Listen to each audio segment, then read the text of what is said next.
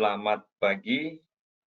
Assalamualaikum warahmatullahi wabarakatuh. Selamat datang di acara webinar series dari Esri Indonesia di sesi Digital Vision for Residential Development.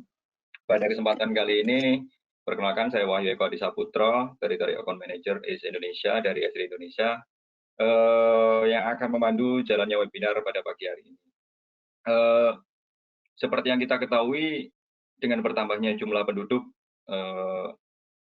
maka kebutuhan terkait permukiman dan juga perumahan akan semakin bertambah juga. Nah, kami dari Esri Indonesia mencoba berbagi atau sharing bagaimana teknologi GIS ini mampu memberikan gambaran dan juga pengetahuan terkait bagaimana sih perencanaan untuk teknologi GIS ini terhadap perencanaan perumahan dan kawasan permukiman. Berikut adalah beberapa support dari Esri Indonesia untuk local government. Jadi Bapak Ibu sekalian yang hadir pada acara webinar pagi ini bisa melihat atau bisa mengunjungi portal onemap.id untuk melihat bagaimana solusi-solusi yang telah dikembangkan oleh Esri Indonesia di bidang teknologi geospasial. Banyak sekali yang bisa dilihat dan Bapak Ibu juga bisa ikut join dalam onemap.id dengan mengunjungi portal tersebut. Kemudian pada acara webinar pagi ini Bapak Ibu nanti aturannya adalah sama seperti webinar-webinar sebelumnya. Ketika ingin menyampaikan sebuah pertanyaan, nanti silakan diketik di kolom question. Nanti kita akan mendengarkan dua pemaparan pada hari ini. Yang pertama adalah dari Esri Indonesia. Ini ada Mas Wildan Dian Irvana. Beliau adalah Solution Engineer di Esri Indonesia dan sudah banyak berkecimpung dan juga mengembangkan solusi-solusi khususnya untuk pemerintah daerah. Kemudian untuk selamat pagi, Mas Wildan. Ya, selamat pagi Mas Wahyu. Ya, terima kasih sudah bergabung pada pagi ini, Mas Wildan. Kemudian untuk materi kita yang kedua adalah Bapak Bobi Aristia Putra. Beliau adalah salah satu ASN di pemerintah Kabupaten Pasuruan, tepatnya di Dinas Perumahan dan Kawasan Permukiman. Beliau saat ini menjabat sebagai Kepala Seksi Pengendalian dan Perencanaan untuk Kawasan Permukiman. Beliau merupakan alumni Perencanaan Wilayah Kota Universitas Brawijaya dan sudah cukup lama juga berkecimpung di dunia teknologi informasi geospasial. Selamat pagi, Pak Bobi. Selamat pagi, Mas Wahyu. Ya, terima kasih Pak Bobi atas kesediaannya untuk hadir pada acara webinar pagi ini. Ya, tanpa berlama-lama, untuk mempersingkat waktu juga, untuk pemaparan yang pertama nanti akan disampaikan oleh Mas Wildan Rian Irvana, bagaimana Esri memberikan solusi-solusi dan juga bagaimana teknologi Esri terkait perencanaan pembangunan kawasan permukiman, khususnya untuk beberapa di daerah ataupun di pemerintah pusat juga teknologi ini bisa dikembangkan. Mungkin Mas Wildan waktu dan presentasinya saya persilakan. Bisa minta tolong di handover ke saya Mas ini ya. Oke, apakah screen saya udah ngambil Mas Wahyu? Sudah. Oke, terima kasih. Selamat pagi semuanya. Assalamualaikum warahmatullahi wabarakatuh. Yang terhormat Bapak Bobi Aristia, pembicara tamu pada webinar hari ini dari Dinas Perumahan dan Permukiman Kabupaten Pasuruan, serta yang saya hormati Bapak Ibu dan rekan-rekan peserta webinar semuanya pada hari ini. Perkenalkan kembali, saya Wildan Rian Irvana dari Esri Indonesia selaku Solution Engineer ingin menyampaikan materi mengenai solusi penggunaan teknologi ArcGIS dalam pengembangan atau development kawasan perumahan dan permukiman.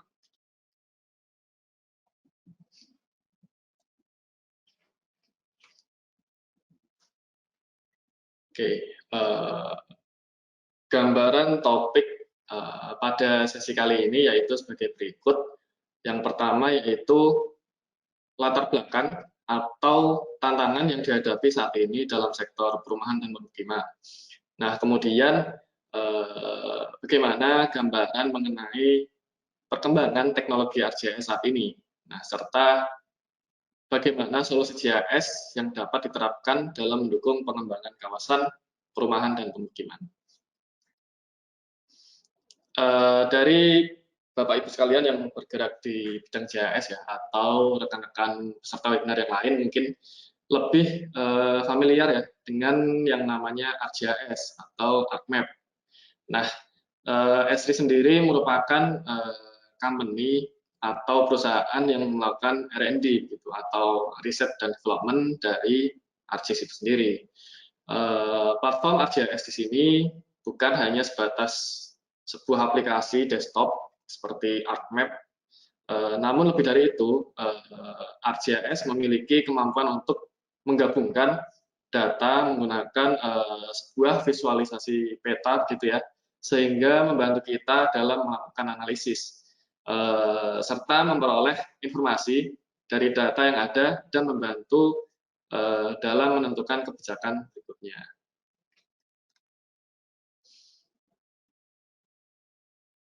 Nah, founder Esri, Jack Dangermond beserta istrinya Laura mendirikan Esri pada tahun 1969 dan Esri menjadi pionir ya, istilahnya pionir dalam development tools GIS serta solusi-solusi yang dapat dimanfaatkan oleh banyak bidang pekerjaan gitu. Di Esri kita percaya bahwa orang-orang dapat melakukan hal yang luar biasa dengan applied geography atau kita sebutnya geografi terapan gitu. Misalnya dalam bidang konservasi alam, kemudian bidang mitigasi bencana, hingga dalam bidang memulai dan mengembangkan bisnis yang biasa kita dengar ya dengan istilah startup gitu. Misi dari Esri sendiri yaitu untuk menciptakan sebuah teknologi yang bermanfaat serta dapat membantu penggunanya dalam pekerjaan di bidangnya masing-masing. Nah, sebenarnya bagaimana sih perkembangan teknologi GIS saat ini, bagaimana penerapannya dalam mendukung pengembangan kawasan perumahan dan pemukiman, nanti akan kita bahas bersama-sama di webinar kali ini. Seperti yang sudah sedikit dijelaskan ya oleh Mas Wahyu sebelumnya, salah satu program yang Esri Indonesia sedang kembangkan saat ini yaitu OneMap.id. Nah, OneMap.id ini merupakan inisiatif dari Esri Indonesia untuk membantu pemerintah daerah dalam melakukan manajemen dan sharing data spasial. Portal OneMap.id ini juga membantu penggunanya, kita sebagai user nanti ya, baik instansi pemerintah maupun masyarakat luas untuk dapat mempelajari serta mengetahui bagaimana sih penerapan teknologi GIS yang sudah dikembangkan oleh pemerintah daerah di wilayah lain misalnya gitu. Jadi nanti antar wilayah dapat saling mengetahui perkembangannya masing-masing. Pada OneMap.id ini juga tersedia berbagai macam solusi yang dapat dimanfaatkan oleh pemerintah daerah untuk mendukung pekerjaan mereka dalam bidang masing-masing. Solusi-solusi ini juga dikembangkan berdasarkan kebutuhan yang ada ya pada pemerintah daerah saat ini. Bapak Ibu sekalian, jika ada yang tertarik gitu ya untuk mengetahui apa itu OneMap.id, cukup ketik ya OneMap.id di browser Bapak Ibu masing-masing. Nanti akan muncul portal OneMap.id ini dan silakan bisa dieksplor ya apa-apa saja yang ada di dalamnya. Gitu.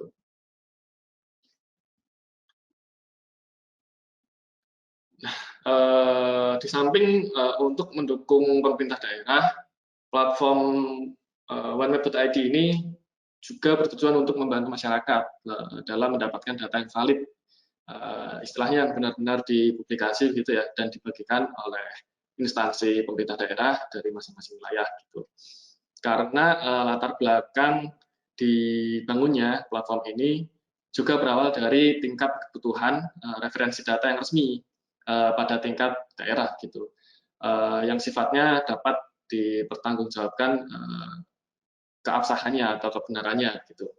Kemudian berikutnya antar dinas pada pemerintah daerah di masing-masing wilayahnya juga dapat saling terhubung karena portal dari masing-masing dinas tadi sudah ada dan dapat terkoneksi dalam platform OneMap.id ini. Maka dibuatlah sebuah platform yang dapat digunakan untuk saling berbagi data spasial. Langkah ini juga salah satu usaha dari Esri Indonesia untuk membantu daerah-daerah yang belum memiliki atau mempunyai platform ya untuk melakukan manajemen data spasial mereka. Gitu. Dan yang terakhir, tujuan dari dibuatnya platform ini salah satunya juga untuk membangun kerjasama di Indonesia dengan pemerintah daerah ya dalam upaya melaksanakan KSP atau kebijakan satu peta. Nah, dengan platform yang berbasis geospasial seperti OneMap.id ini dapat mempercepat pelaksanaan KSP tersebut dan juga menjadi sebuah nilai positif nih bagi pemerintah daerah apabila memiliki platform yang menunjang ya dalam hal tersebut. Oke. Selanjutnya, latar belakang atau tantangan yang dihadapi dalam sektor pengembangan kawasan perumahan dan permukiman. Di sini terdapat beberapa poin ya, diantaranya yang pertama, kurangnya persiapan sebuah wilayah terhadap pertumbuhan penduduk yang meningkat. Yang saya pelajari di artikel-artikel yang ada, kekurang siapan sebuah wilayah perkotaan gitu, dengan sistem perencanaan dan pengelolaan kota yang tepat dalam mengantisipasi pertambahan penduduk nih dengan berbagai motif dan keragaman, menjadikan sebuah salah satu sebab ya penyebab yang memicu timbulnya permasalahan permukiman. Nah, pesatnya angka pertambahan penduduk yang tidak sebanding dengan penyediaan sarana perumahan, istilahnya supply-nya itu tidak dapat mencukupi demand atau permintaan yang ada, itu menyebabkan permasalahan ini semakin serius gitu. Kemudian meningkatnya arus urbanisasi nih, serta semakin lebarnya jurang pemisah antara kota dan desa. Nah, ini merupakan salah satu pemicunya juga permasalahan dari kependudukan ini. Lalu yang kedua, tidak sesuainya jumlah hunian yang tersedia dibandingkan dengan kebutuhan dan jumlah masyarakat yang akan menempatinya. Itu ada korelasinya juga dengan poin yang pertama. Jadi secara sederhana ya, permasalahan perumahan dan pemukiman ini adalah tidak sesuainya jumlah hunian yang tersedia jika dibandingkan dengan kebutuhan dan jumlah warga yang akan menempati atau meninggali tempat tersebut gitu. Lalu yang ketiga, perencanaan pengembangan perumahan dan pemukiman yang belum optimal.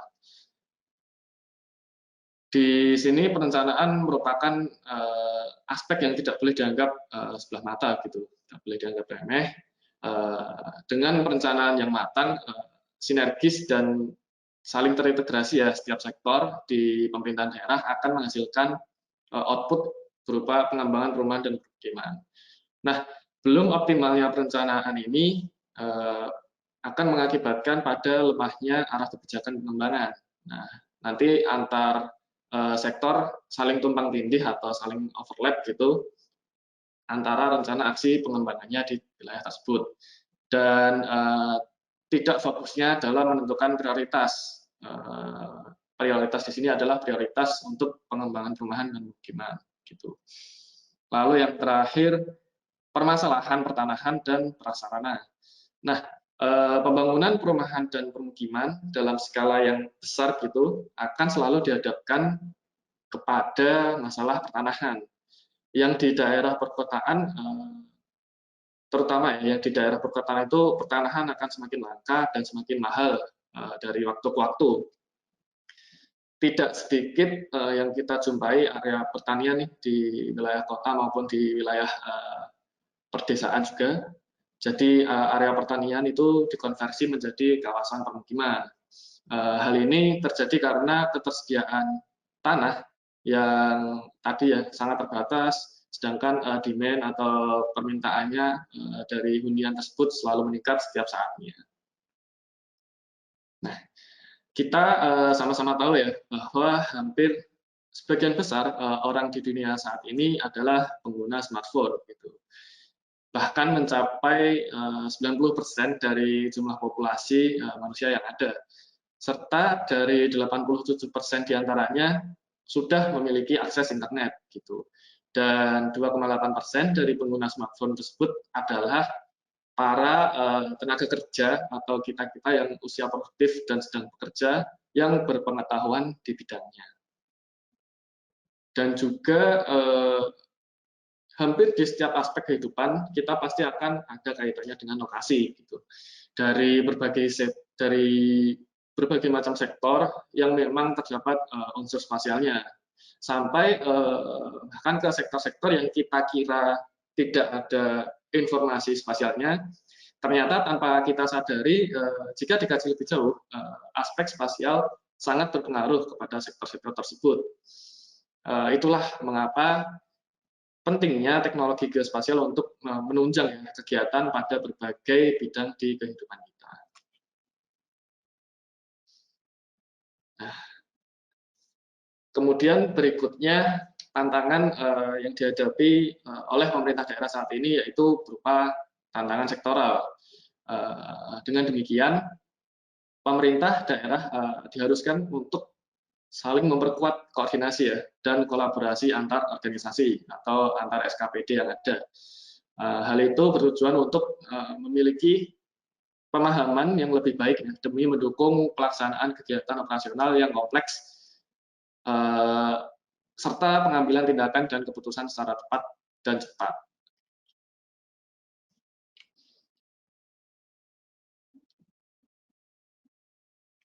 Oke. Implementasi dari teknologi GIS saat ini dapat kita sebutnya sebagai infrastruktur geospasial atau geospasial infrastructure. Nah, jika dulu kita melakukan pemetaan, kemudian memproduksi data, kemudian dilanjutkan dengan layouting peta tersebut. Nah, setelah itu selesai, kemudian dicetak menjadi sebuah dokumen peta cetak gitu ya istilahnya. Nah, perkembangan teknologi GIS saat ini memiliki kemampuan yang lebih dari itu dengan memanfaatkan sumber daya yang ada, baik itu seorang individu, tim hingga tingkat organisasi ya. Teknologi GIS dapat mengembangkan proses pemetaan tadi yang dari konvensional menjadi lebih maksimal. Menggunakan portal GIS yang berbasiskan web services, kita sebagai pengguna dapat saling bertukar atau dapat saling sharing data gitu dengan rekan kita, baik itu rekan kita yang ada dalam satu divisi atau ada di satu bidang atau bahkan antar bidang dalam sebuah organisasi atau institusi gitu, bahkan dapat melakukan sharing dan kolaborasi data gitu ya antar instansi menggunakan platform GIS yang tersedia saat ini. Nah, teknologi GIS saat ini telah memfasilitasi kita sebagai pengguna ya, kita sebagai user dengan workflow atau alur proses pekerjaan yang sesuai, yang cocok nih dengan kebutuhan para pengguna atau usernya dalam bidang geospasial. Mulai dari manajemen data, lalu ada visualisasi dan pemetaannya. Nah, kemudian dari situ berlanjut ke analisis terhadap data yang kita sebelumnya udah olah gitu, udah kita manage untuk mendapatkan sebuah model geospasial. Nah, hal-hal tersebut akan mendukung kita untuk melakukan perencanaan hingga model geospasial tersebut menjadi sebuah referensi untuk kita ya, untuk menentukan kebijakan nih atau policy serta action atau kegiatan yang akan dilakukan berikutnya. Nah, database dan analisis geospasial saat ini semuanya itu dikelola dan di manajemen di dalam sebuah ArcGIS portal. baik itu konten, data, atau layer-layer data kita gitu, hingga aplikasi yang nanti kita gunakan.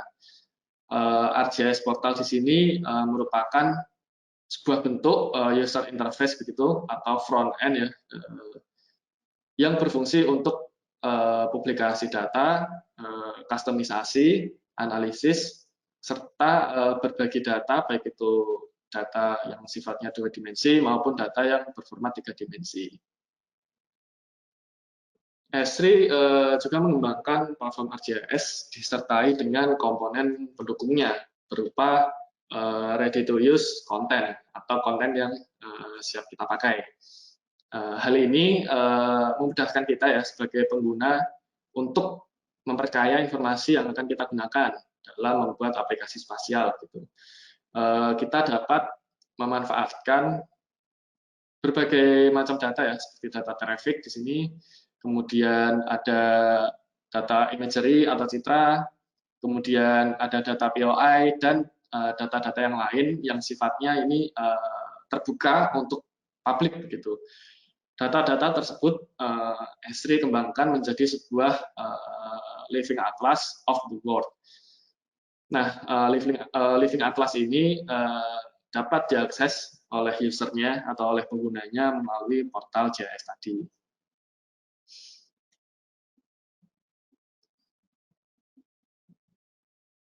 Selain ready to use content, Esri juga telah mengembangkan berbagai macam template ya, aplikasi yang dapat membantu kita sebagai pengguna dalam membangun sebuah aplikasi, baik itu yang berbasis web maupun yang berbasis mobile.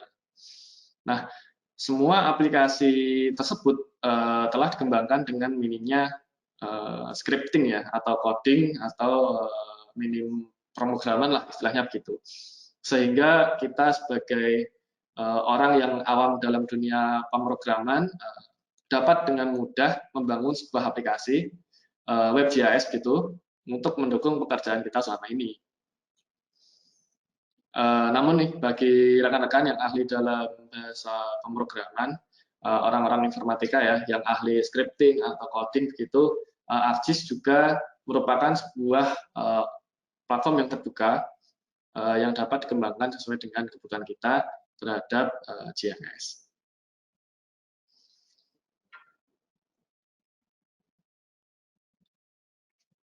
Nah, hal mendasar yang dapat kita lakukan dalam pemanfaatan teknologi GIS ini yang pertama adalah membangun geodatabase.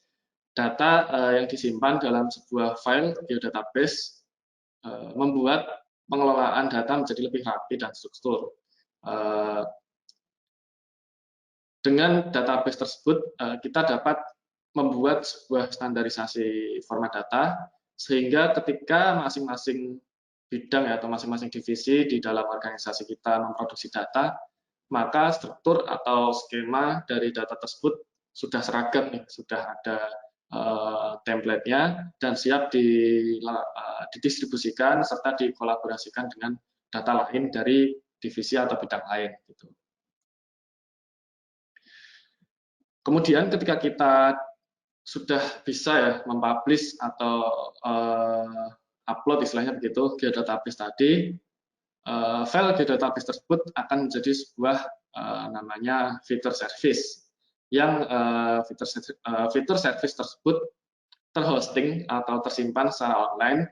Nah, sehingga lebih memudahkan kita dalam berbagi data dan dapat digunakan oleh divisi bidang atau bahkan sampai ke instansi lain gitu yang membutuhkan. Karena sifatnya data ini sudah terhosting online, jadi untuk sharing ke orang lain itu akan lebih mudah.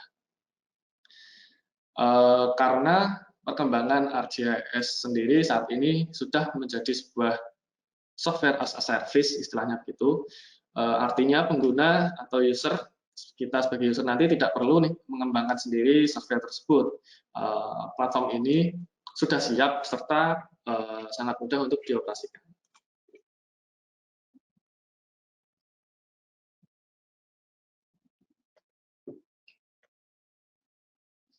Oke, di sini Esri juga memfasilitasi penggunanya berupa teknologi GIS untuk membantu kegiatan update database peta yang kita miliki sebelumnya.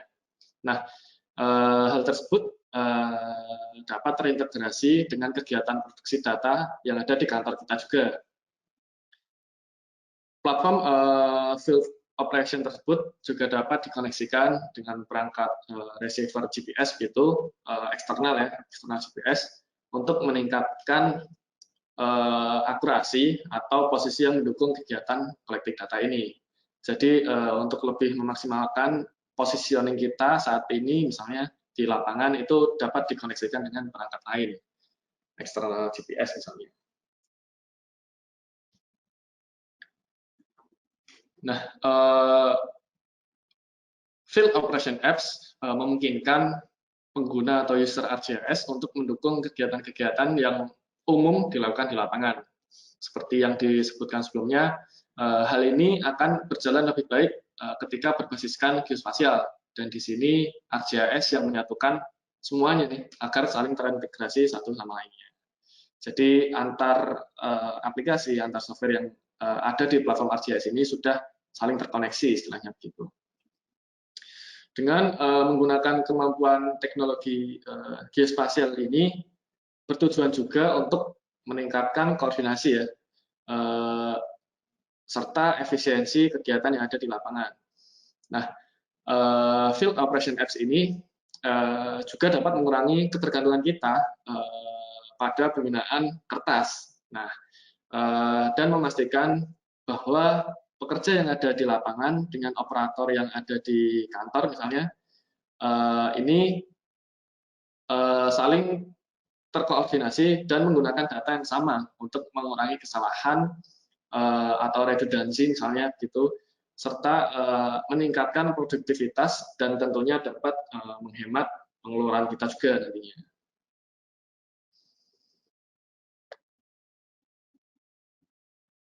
Nah, karena jumlah informasi database terus meningkat ya seiring berkembangnya suatu wilayah, kita perlu untuk melakukan update database tersebut agar selalu istilahnya relevan lah dengan kondisi sesungguhnya yang ada di lapangan. Update database ini dapat dilakukan dengan berbagai keunggulan, diantaranya yang pertama akses melalui mobile app dan web app gitu. Kemudian informasi database tersebut sudah berbasiskan lokasi atau location based data ya di sini ya, information. Lalu kita dapat juga melampirkan picture nih atau gambar atau foto gitu serta dokumen yang terdapat pada perangkat kita. Dan semua itu terintegrasi menjadi satu dengan sebuah portal GIS. Serta yang terakhir, kegiatan update database tersebut dapat kita lakukan di mana saja dan kapan saja.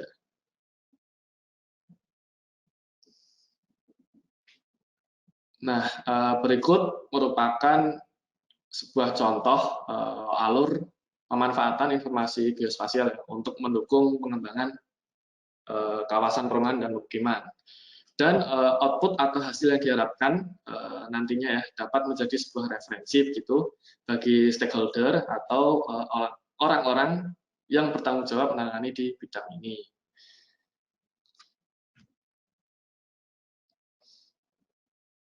Nah,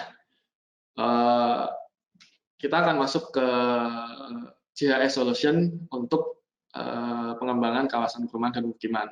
Nah, saya akan sedikit cerita bahwa wilayah yang berada pada jalur strategis di sini ya, biasanya akan terjadi sebuah perkembangan kota yang memicu konversi lahan non-mukim menjadi permukiman gitu, seperti yang saya sebutkan di awal. Nah, penggunaan lahan yang tidak terencana akan menimbulkan kerusakan nih, kerusakan baik itu kerusakan lahan dan kerusakan lingkungan. Nah, dalam hal tersebut, solusi GIS mempunyai peran yang cukup penting di sini, karena GIS mampu menyajikan aspek spasial. Solusi GIS juga dapat digunakan untuk mengetahui tingkat potensi lahan ya di suatu wilayah untuk pengembangan kawasan perumahan dan pemukiman. Nah, solusi ini dibangun dengan mempertimbangkan beberapa parameter untuk menentukan lokasi yang potensial nih dilakukan pengembangan perumahan dan pemukiman. Di antaranya di sini yaitu parameter-parameter seperti kemiringan lereng, kemudian ketersediaan air bersih, kemudian ada parameter kerawanan bencana juga, karena perumahan dan pemukiman yang baik kan pasti akan menghindari dari sumber bencana, misalnya begitu. Kemudian ada juga parameter aksesibilitas atau jarak terhadap fasilitas pelayanan umum, misalnya seperti transportasi dan kesehatan, gitu ya. Lalu ada juga beberapa parameter seperti parameter kondisi tanah, kemudian ada satu lagi parameter yaitu berupa parameter perubahan lahan atau perubahan tata guna lahannya, gitu. Nah, beberapa parameter tersebut masih bisa berubah sesuai dengan peraturan daerah yang berlaku pada masing-masing wilayah. Jadi ketika ingin mengembangkan atau melihat nih potensi wilayah yang sesuai untuk perumahan dan pemukiman, parameter-parameter tadi masih bisa disesuaikan dengan keperluan dari masing-masing daerahnya. Nah, setelah parameter-parameter tadi dilakukan analisis ya, pada masing-masing layer parameternya atau masing-masing datanya, kemudian dilanjutkan dengan overlay semua parameter tadi. Nah, dari hasil overlay yang dilakukan, di sini didapatkan hasil akhir berupa sebuah peta analisis potensi lahan untuk wilayah perumahan dan pemukiman, gitu. Dilihat dari simbologinya di sini, wilayah yang berwarna kuning terang adalah wilayah yang kurang sesuai ya berarti ya untuk dibangun sebuah wilayah perumahan dan pemukiman. Sedangkan yang berwarna orange adalah wilayah yang berpotensi untuk dikembangkan perumahan dan pemukiman di situ. Nah, semakin gelap maka akan semakin sesuai wilayahnya. Nah, peta ini nantinya dapat kita analisis lebih lanjut dengan melakukan overlay lagi nih dengan contohnya data rencana tata ruang wilayah atau RTRW. Nah, sehingga nanti dapat diperoleh sebuah kesesuaian wilayah ya, prioritas dari rencana pembangunan perumahan dan pemukiman, gitu. Prioritasnya yang disesuaikan dengan dokumen rencana tata ruang tadi, gitu.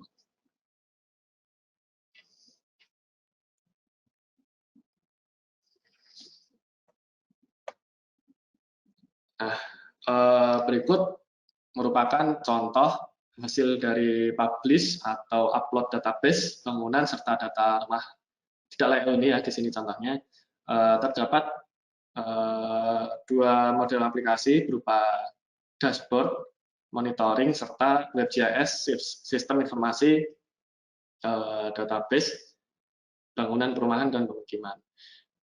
Saya di sini tidak akan terlalu detail ya, untuk menjelaskan aplikasinya, karena nanti akan dilanjutkan oleh Bapak Bobi dari Dinas Perumahan dan Pemukiman Kabupaten Pasuruan, yang memang ya bidangnya menangani Perkim gitu, dan benar-benar menggunakan data yang sesungguhnya di lapangan. Nah, data tersebut juga oleh Bapak Bobi nanti merupakan use case atau studi kasus yang real gitu berdasarkan pengalaman beliau di bidangnya.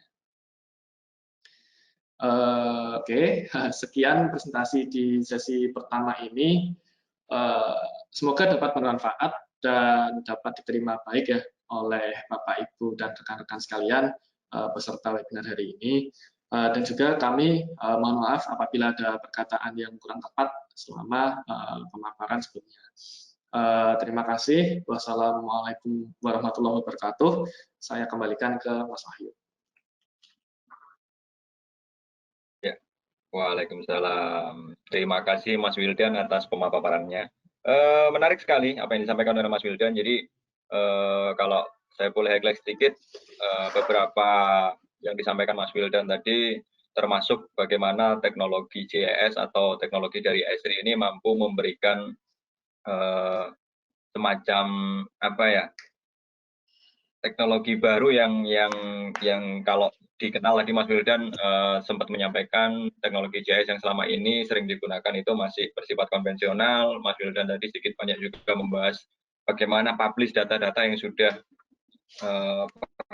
yang sudah dibikin atau sudah dibuat oleh baik itu pemerintah daerah ataupun yang lainnya. Jadi cukup banyak teknologi Esri yang bisa digunakan oleh Bapak Ibu sekalian nanti dalam hal perencanaan kawasan perumahan dan pemukiman. Nah, untuk tidak berlama-lama, mungkin kita lanjut dulu untuk pemateri yang kedua. Jadi seperti yang sampaikan tadi, yang pemateri yang kedua ini adalah Bapak Bobi Aristia Putra dari Dinas Perumahan dan Kawasan Permukiman Kabupaten Pasuruan. Untuk diketahui, dinas ini merupakan salah satu user Esri sudah mulai sejak dari tahun 2019. Dan Pak Bobi sendiri sudah cukup banyak mengembangkan beberapa aplikasi-aplikasi dengan menggunakan teknologi JS-nya Esri dalam mendukung kegiatan operasional sehari-hari di dinasnya. Jadi mungkin Bapak Bobi nanti akan lebih banyak sharing dan menceritakan bagaimana sih sebenarnya teknologi ini digunakan di instansi beliau.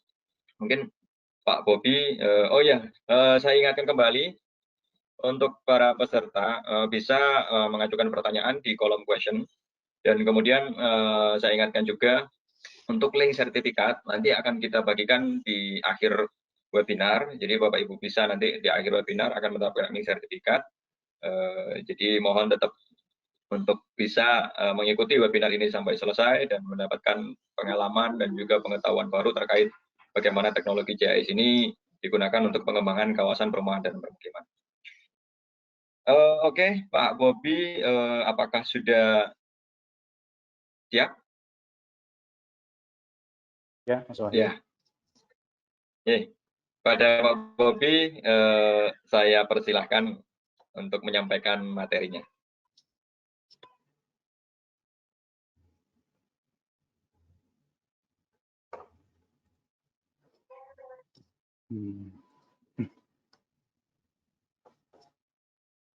Bisa minta link share screen-nya, Mas Wahyu. Oke, sudah Pak Bobi, monggo.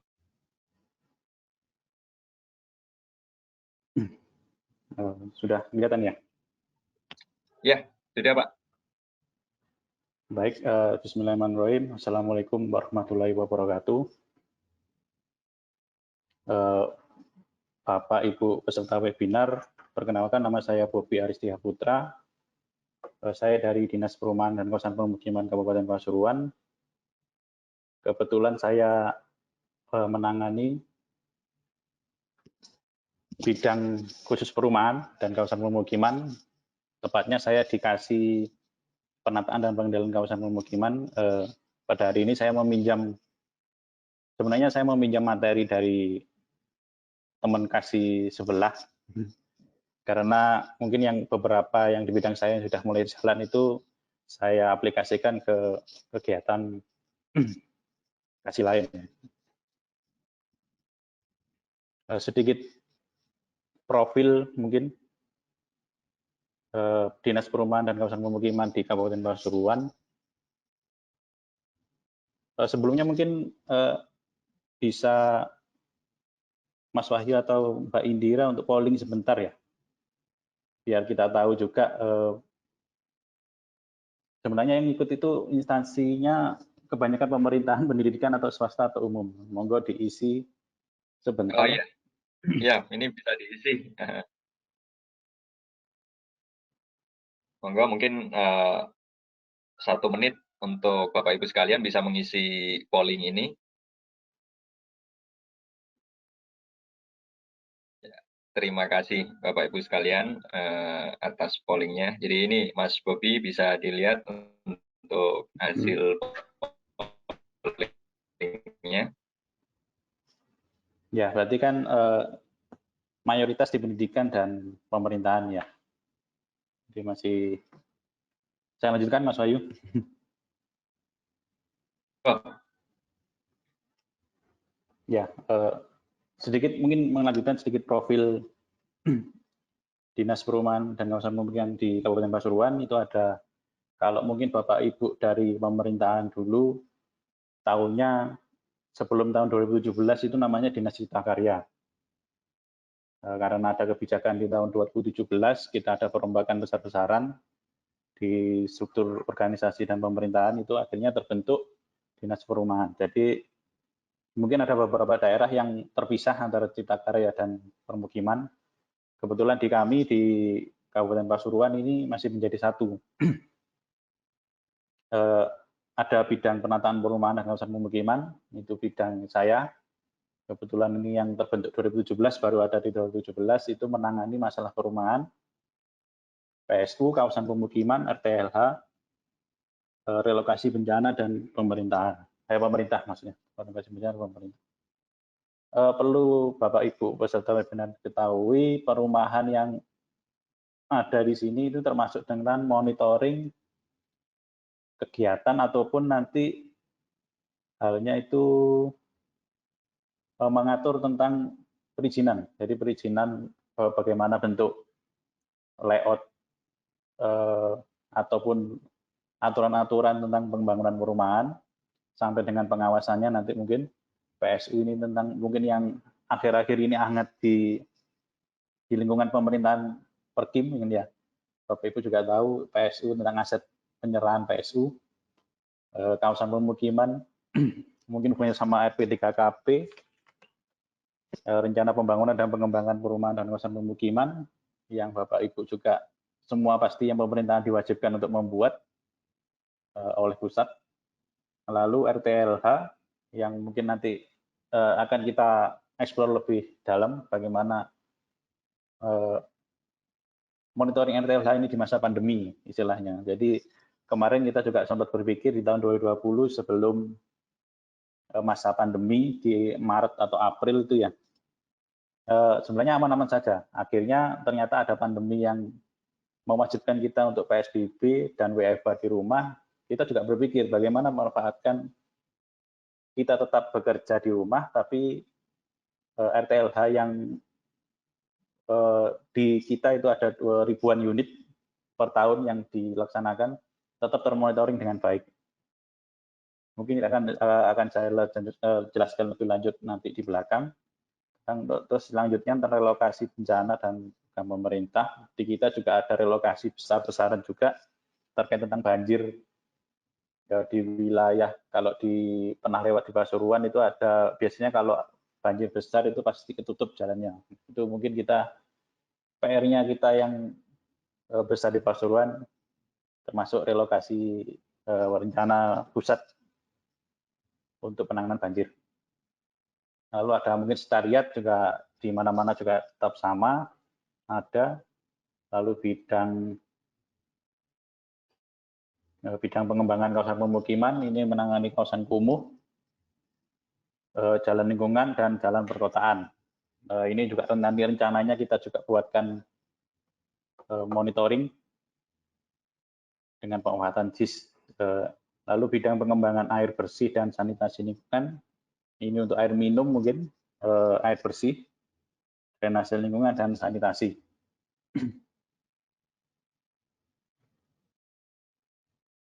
Lalu bidang pembinaan dan penataan bangunan, ini kalau di Bapak Ibu mungkin kenalnya di bangunan gedung ya. Khusus untuk pembangunan gedung negara, jadi perencanaan bantuan penggambar atau bantuan RAB biasanya untuk bangunan gedung negara instansi atau OPD lain, pembangunan gedung pemeliharaan dan rehab gedung negara, IMB, yang harusnya sudah bisa kita mulai untuk di mana sih IMB ini berada. Jadi perizinan yang keluar IMB atas nama Bapak A, ini lokasinya di mana. Nah, itu kan saat ini mungkin beberapa daerah juga permasalahan juga hampir sama, itu belum detail gitu. Lalu kemudian SLF. Yang kedua, tujuan dan sasaran ini mungkin juga sedikit pemberitahuan juga terkait tentang Renstra di dinas kami. Sosialnya tujuannya meningkatnya kualitas lingkungan pemukiman, sasaran tujuannya lingkungan pemukiman yang sehat. Bagaimana untuk mewujudkannya? Jadi presentasi bangunan gedung SLF dan SLF, lalu presentasi ketersediaan sarana prasarana dasar pemukiman, presentasi rumah layak huni. Baik Bapak Ibu sekalian, ini sedikit portal istilahnya, portal dari kami. Beberapa saat yang lalu memang sempat kita buka, itu linknya ada di bawah di dpkp kapasuruan.maps.adis.com. Itu sempat kita juga buka beberapa bulan awal-awal, ternyata yang melihat juga banyak.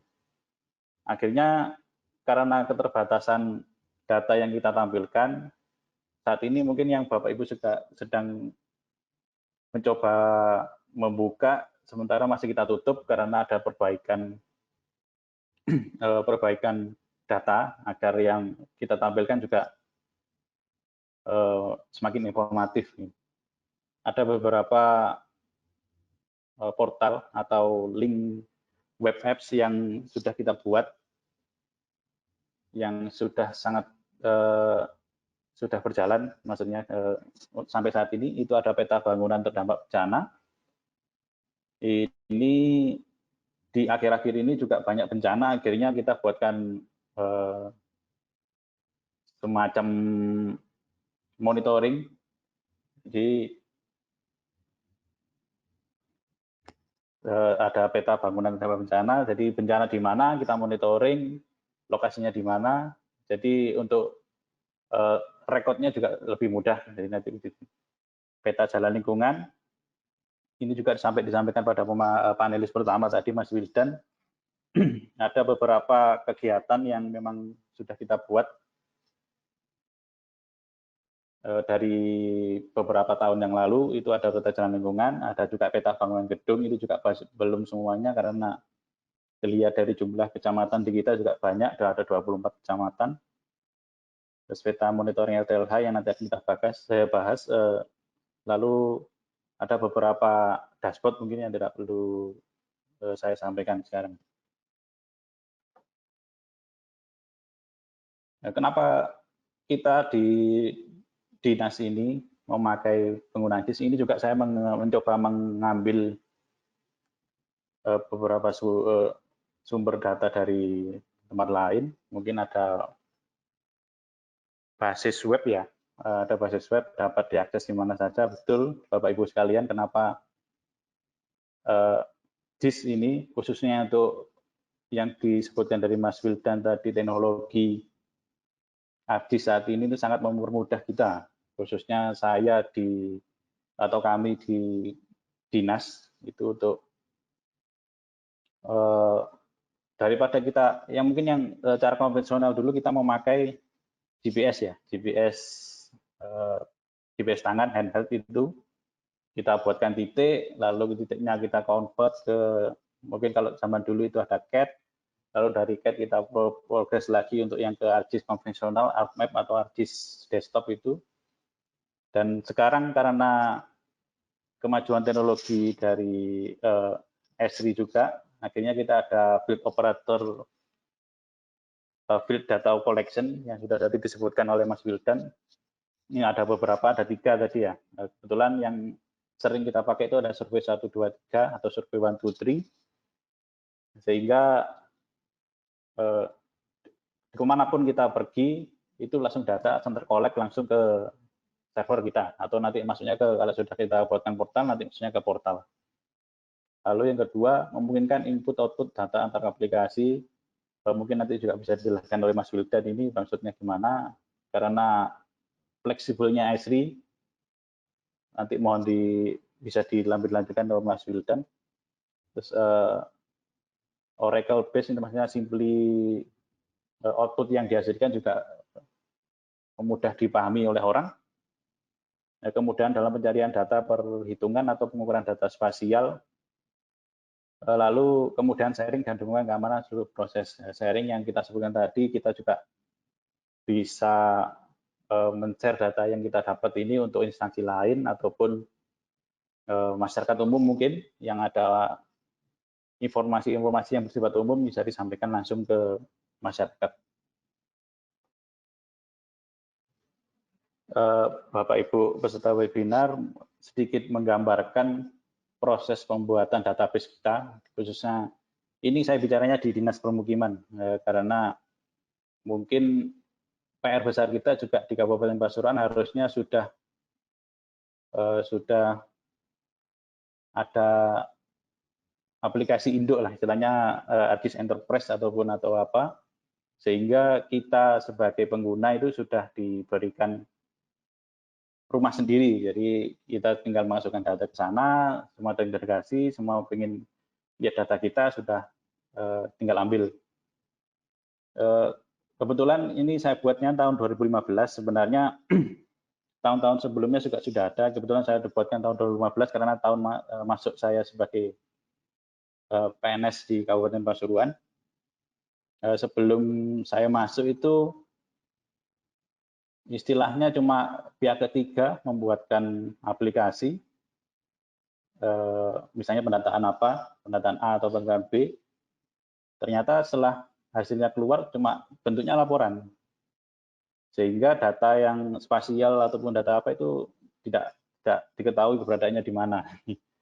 Jadi belum terrekap dengan baik lah istilahnya gitu. Mungkin juga kasus yang sama dengan Bapak Ibu sekalian di pemerintahan ataupun di masyarakat umum pada pengguna ARGIS. 2015 pembuatan peta dasar. Kebetulan data bangunan gedung dan jalan lingkungan ini kita masih pakai pihak ketiga, sehingga masih istilahnya kalau dikatakan Mas Wildan tadi konvensional, ya betul, kita memang istilahnya dengan konvensional, pokoknya data SAP, data spasialnya itu sudah ada, kita pegang, tinggal kita olah nantinya. 2016 sama, masih tetap pendataan.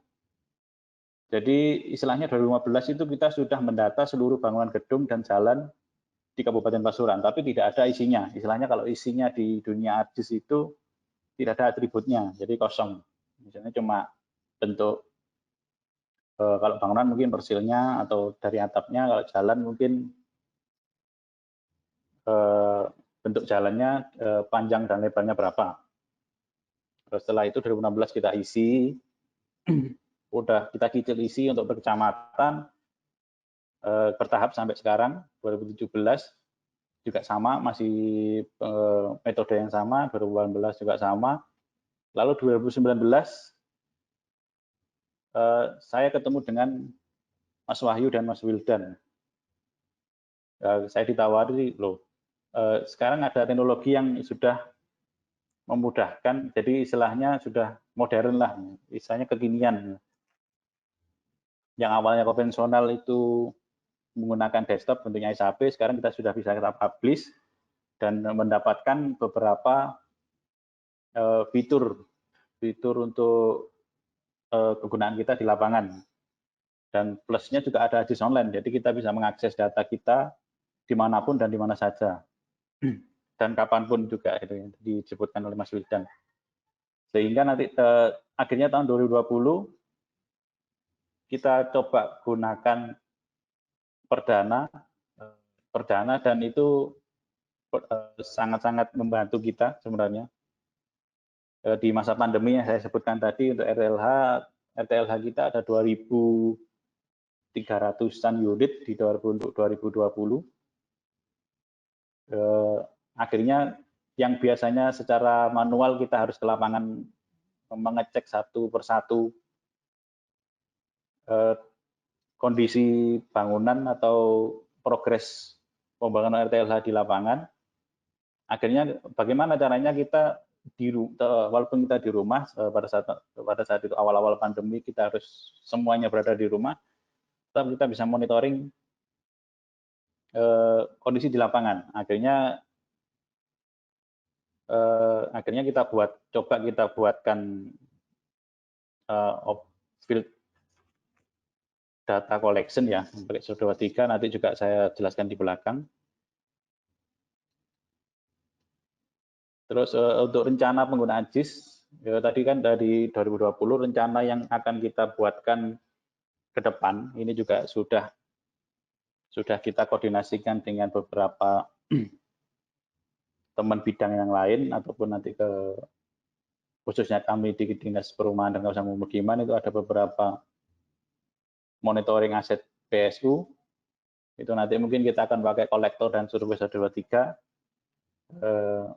karena jumlah perumahan kita itu 166 sekian, 160-an sekian, sehingga untuk monitoring keseluruhan kita harus keliling setiap tahun kan juga sebenarnya berat. Jadi dengan adanya teknologi yang sekarang ini untuk rencana kita akan pakai untuk mempermudah kita monitoring di lapangan.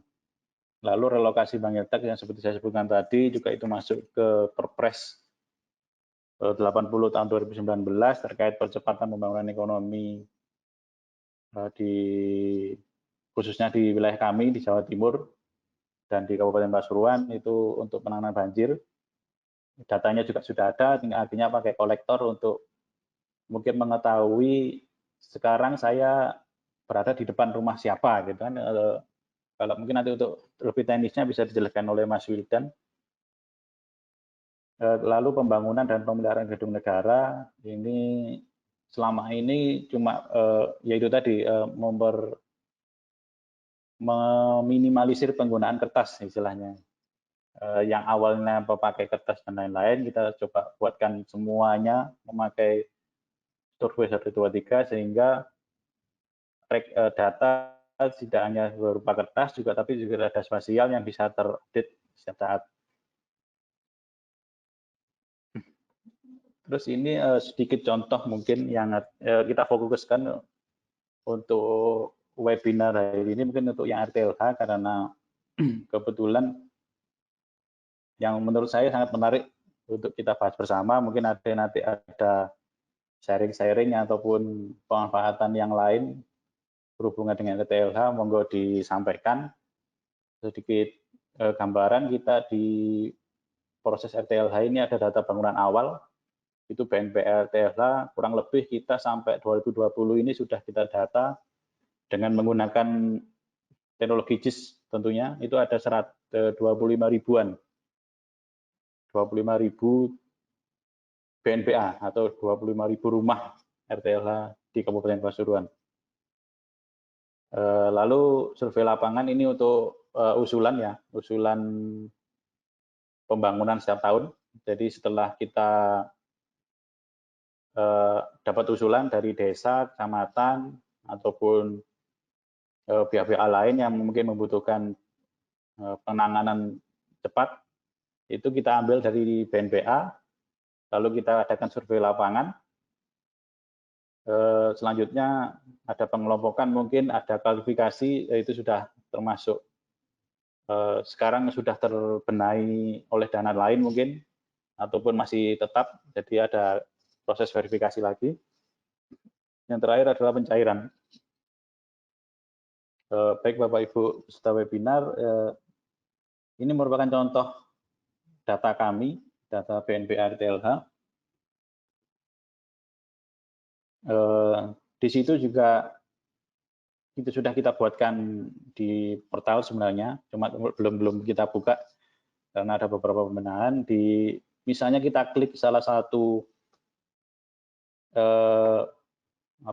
salah satu titik RTLH, itu akan muncul seperti nama, tempat lahir, tanggal lahir, umur, dan sebagainya sampai dengan koordinatnya nanti di mana.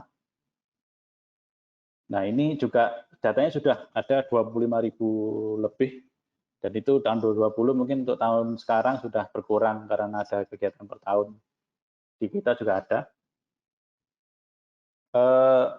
Sebagai informasi untuk pendataan, sebenarnya kita tidak lakukan sendiri, jadi kita lakukan dengan pihak ketiga, tapi dengan aturan yang kita buat.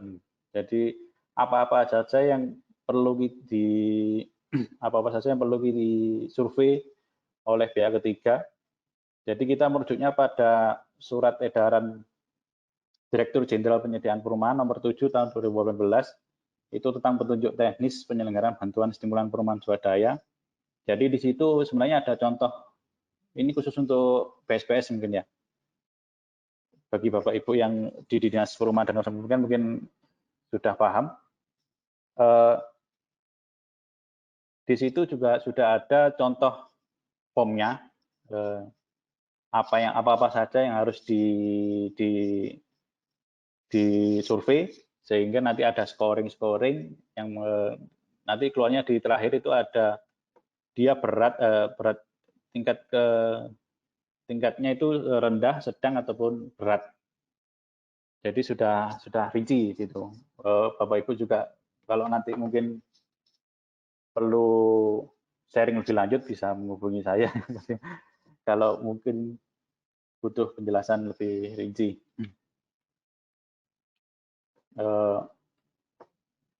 Ini untuk tahap yang selanjutnya tadi, survei lapangan, di situ ada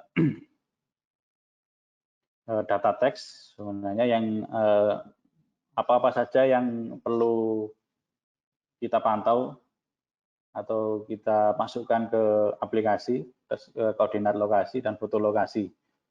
Ini cuma foto-foto lokasi di sebelah kanan. Contohnya bangunan yang pas pembangunan. Ini foto 0% ya. Berikut contoh kita di Dinas Perumahan Kabupaten Pasuruan. Ini ada kita pakai survei 123 untuk monitoring kemarin di 2020 pada saat pandemi. Kita coba buatkan form monitoring ini untuk pendamping ya. Kebetulan di kita untuk pembangunan ETLH itu kita butuhkan ada pendamping dari umum. Jadi kita rekrutmen pendamping dari luar.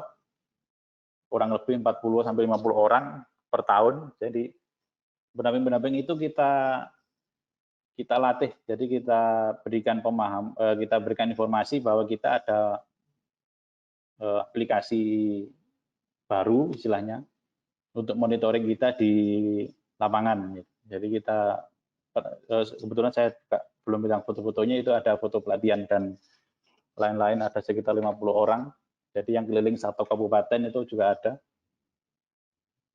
Nama pendamping, isinya untuk yang form data surveyor ini ada nama pendamping. Nama pendamping yang saya sebutkan tadi untuk yang umum yang menjadi perpanjangan kita di lapangan. Terus tanggal surveinya tanggal berapa, tahun pembangunannya itu otomatis nanti terisi karena kita di 2021, nanti isinya 2021. Progres pembangunan ada 0%, 50, dan 100. Jenis pekerjaannya ini berdasarkan sumber dana. Kalau APBN mungkin kata-katanya BSPS ya.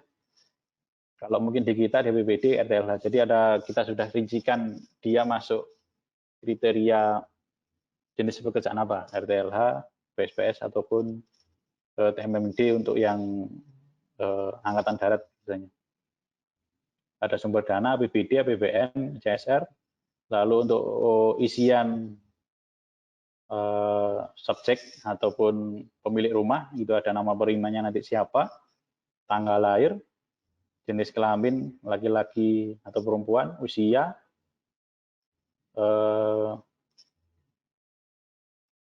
alamatnya, desa kelurahan, NIK, pekerjaan, dan lokasinya nanti ada di mana, lalu foto rumah. Nah, kebetulan ini coba saya contohkan hasil 2020, tahun 2020 sampai dengan bulan, kalau nggak salah ini November. Ini dari awal pandemi sampai November sudah kita coba buatkan halaman monitoring. Jadi ini juga bisa dilihat oleh pendamping juga. Jadi dia istilahnya bisa melihat hasilnya sendiri. Jadi dia kebanyakan kan foto yang diambil dari lokasi itu dilaporkannya sebulan setelahnya. Jadi kalau ada aplikasi ini tidak bisa. Jadi kita harus real time di lapangan. Jadi misalnya dia di lapangan di depan rumah Bapak A, jadi pada saat itu juga dia harus mengirimkan data. Sehingga kita bisa tahu dia surveinya tanggal berapa dan lain-lain itu secara real time. Jadi tidak ada pemalsuan data istilahnya ya. Di situ juga ada contoh titik-titiknya.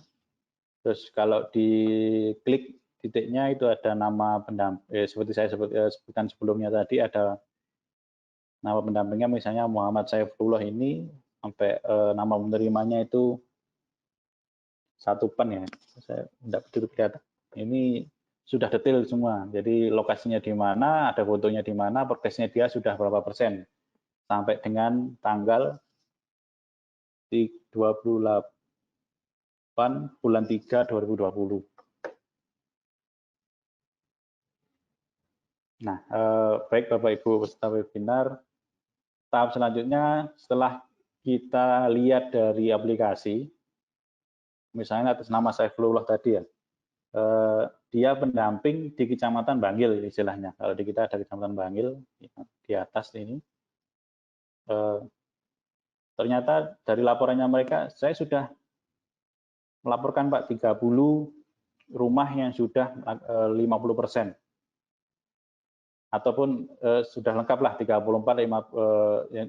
sudah 50%. Akhirnya dengan data ini kita bisa cairkan nih honor mereka. Jadi honor mereka kan berdasarkan progres di lapangan. Jadi sudah 34 ya kita cairkan 34. Mungkin ini dari totalnya mereka 40 misalnya. Jadi kurang 6. Jadi jika mereka tidak bisa mengada-ngada data, jadi kita bisa lihat real time bagaimana data mereka di kita. Kita juga bisa memantau dari rumah, pencairan tinggal via komunikasi mungkin ke pihak anggaran dan lain-lain. Ini sudah menghasilkan 34 bangunan RTLH mungkin. Sehingga dari sini kita juga bisa mencarikan dananya tepat sesuai dengan pelaporannya mereka. Tentunya masalah pencairan tetap ada administrasi ya Bapak Ibu sekalian. Jadi tidak semata-mata dengan data seperti ini sudah bisa langsung dicairkan, tetapi tetap ada pelaporan SPC berbentuk hard copy mungkin. Mungkin itu yang bisa saya sampaikan. Kalau mungkin ada sharing-sharing pengalaman ataupun perlu yang ditanyakan terkait apa yang saya sampaikan, bisa dibahas lebih lanjut setelah ini. Dan harapannya mungkin Bapak Ibu yang di pemerintahan ataupun di pendidikan ada masukan ke saya atau ke kami di Kabupaten Pasuruan terkait apa yang saya lakukan atau kami lakukan di selama ini menggunakan teknologi JIS ataupun AS3 versi online ya istilahnya, versi modern ya, bisa disampaikan. Untuk mungkin nanti bisa ada pertanyaan dan lebih lanjut, bisa ada menghubungi nomor saya di bawah ataupun email, atau mungkin monggo datang ke kami untuk berbagi pengalaman, ataupun nanti misalnya lewat dari Probolinggo mau ke Surabaya, mau mampir di sini monggo. Kita terima dan berbagi sharing mungkin ya. Mungkin itu yang bisa saya sampaikan, kurang lebihnya mohon maaf apabila ada salah kata dan perbuatan, salah kata mungkin ya, saya perbuatan kita tidak ketemu. Sebelumnya wassalamualaikum warahmatullahi wabarakatuh. Waalaikumsalam warahmatullahi wabarakatuh. Ya, menarik sekali nih. Ini benar-benar real apa yang disampaikan Pak Bobi tadi. Jadi bagaimana Pak Bobi menggunakan teknologi GIS ini untuk pemantauan. Jadi fokus topiknya adalah di pemantauan rumah tidak layak huni. Ya, jadi Bapak Ibu sekalian yang hadir pada acara webinar kali ini, kembali saya ingatkan jika ingin bertanya, Bapak Ibu bisa mengetikkan pertanyaannya atau menuliskan pertanyaannya di kolom question. Nanti pertanyaannya akan saya sampaikan kepada para pemateri untuk bisa dijawab. Jadi bisa dimulai dari sekarang. Ini sudah ada beberapa pertanyaan yang masuk. Mungkin sambil menunggu yang lainnya, saya coba bacakan beberapa pertanyaan. Yang pertama ada dari Ibu Yunita Ratih Wijayanti. Bisakah data dari onemap.id ini di-download untuk publik? Nah, ini mungkin Mas Wildan nanti bisa bantu menjawab. Kemudian yang kedua, pengembangan dari Ibu Rizky Hanifah. Ini pengembangan kawasan perumahan atau permukiman tertentu, pengembangan kawasan perumahan atau permukiman tentu didukung dengan sumber daya manusia yang ada di sekitar daerah tersebut. Nah, pertanyaannya, bagaimana caranya untuk sharing atau mensosialisasikan data spasial yang telah kita analisis untuk dipublish ke masyarakat umum, di mana kita tahu bahwasannya tidak semua orang tahu dan paham terkait teknologi GIS ini. Jadi ini mungkin nanti Mas Wildan juga bisa bantu jawab untuk pertanyaan yang ini dari Ibu Rizky Hanifah. Nah, ini ada pertanyaan yang cukup menarik juga untuk Pak Bobi. Jadi pertanyaan dari Bapak Dr. Adi Pandang Yudono.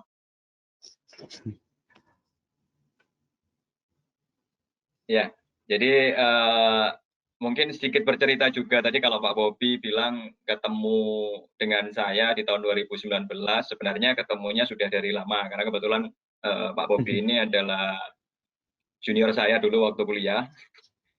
Jadi memang beliau juga dari kuliah sudah aktif sekali terkait teknologi GIS. Nah, ini ada pertanyaan dari Bapak Dr. Adi Pandang Yudono kepada Pak Bobi. Bagaimana tahapan pembuatan prioritas rencana aksi untuk bantuan RTLH di Kabupaten Pasuruan? Dari materi yang disampaikan masih berupa tahapan input melalui survei 123, penyimpanan data di geoportal dan visualisasi data di web map. Nah, masih belum terlihat tahapan analisis. Apakah digunakan analisis big data dengan menyusun beberapa algoritma dalam membantu untuk memberikan keputusan cepat dalam bantuan RTLH. Jadi mungkin itu dulu yang saya sampaikan. Nanti sambil dijawab biar tidak terlalu banyak juga.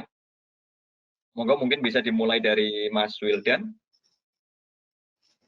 Oke, mungkin yang pertanyaan yang pertama tadi ya Mas ya, terkait apakah data dari onemap.id dapat di-download publik begitu ya? Ya. Jawabannya bisa selama data-data informasi yang sudah dipublish tadi ya atau sudah di-share oleh instansi terkait itu pastinya adalah data-data yang sifatnya memang publik begitu ya, akses publik bukan data yang private lagi. Jadi seharusnya nanti dapat diakses dan di-download oleh masyarakat luas nantinya gitu istilahnya. Semoga menjawab ya Mas ya yang itu tadi. Oke. Oke, terus pertanyaan berikutnya tadi bagaimana cara untuk sharing ya atau sosialisasi data spasial yang telah kita analisis gitu untuk dipublish ke masyarakat umum.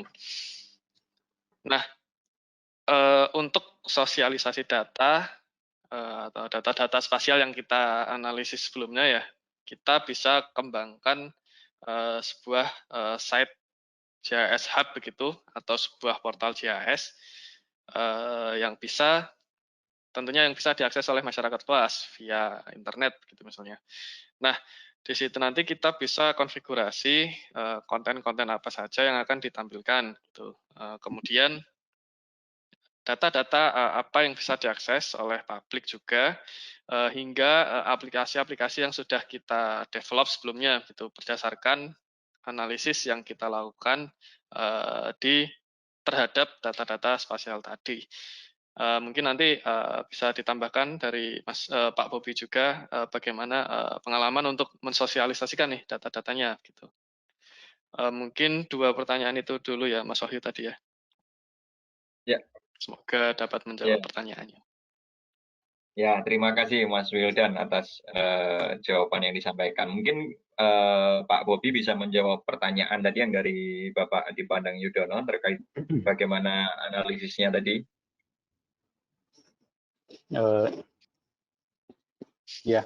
Untuk pertanyaan Bapak Adi Pandang, kebetulan ini Bapak dosen kita ya Mas ya.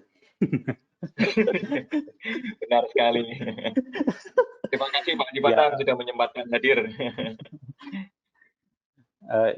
Sebenarnya kalau untuk algoritma sudah bukan sudah sih, istilahnya mungkin belum sampai ke situ Pak Adi Pandang. Jadi untuk RTLH ini mungkin basisnya masih data rumah existing, istilahnya itu sudah ada data rumah yang tidak layak huni itu sudah ada.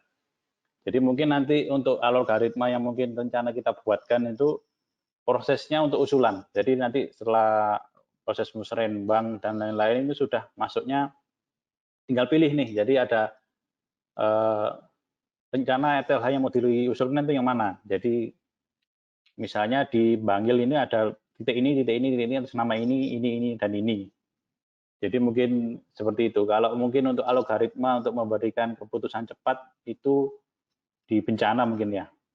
Kalau bencana mungkin ada kejadian mendadak bencana apa, dengan algoritma yang sudah dibuat nanti lokasi yang terkena dampak itu berapa, rumah yang terkena dampak itu berapa, mungkin ada atas nama siapa, mungkin kalau sudah bangunan yang terkena dampak itu sudah ada datanya, mungkin itu bisa.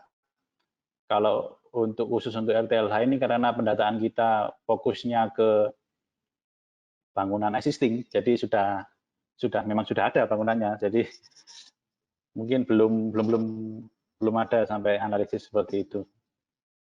Terus untuk pertanyaan selanjutnya, gimana Mas Iko tadi? Oh iya, untuk Pak Bobi ini ada dari Bapak Akbar Said. Jadi apakah WebGIS yang dibuat oleh DPKP Kabupaten Pasuruan ini terkoneksi dengan website dinas ataupun berdiri sendiri? Gitu.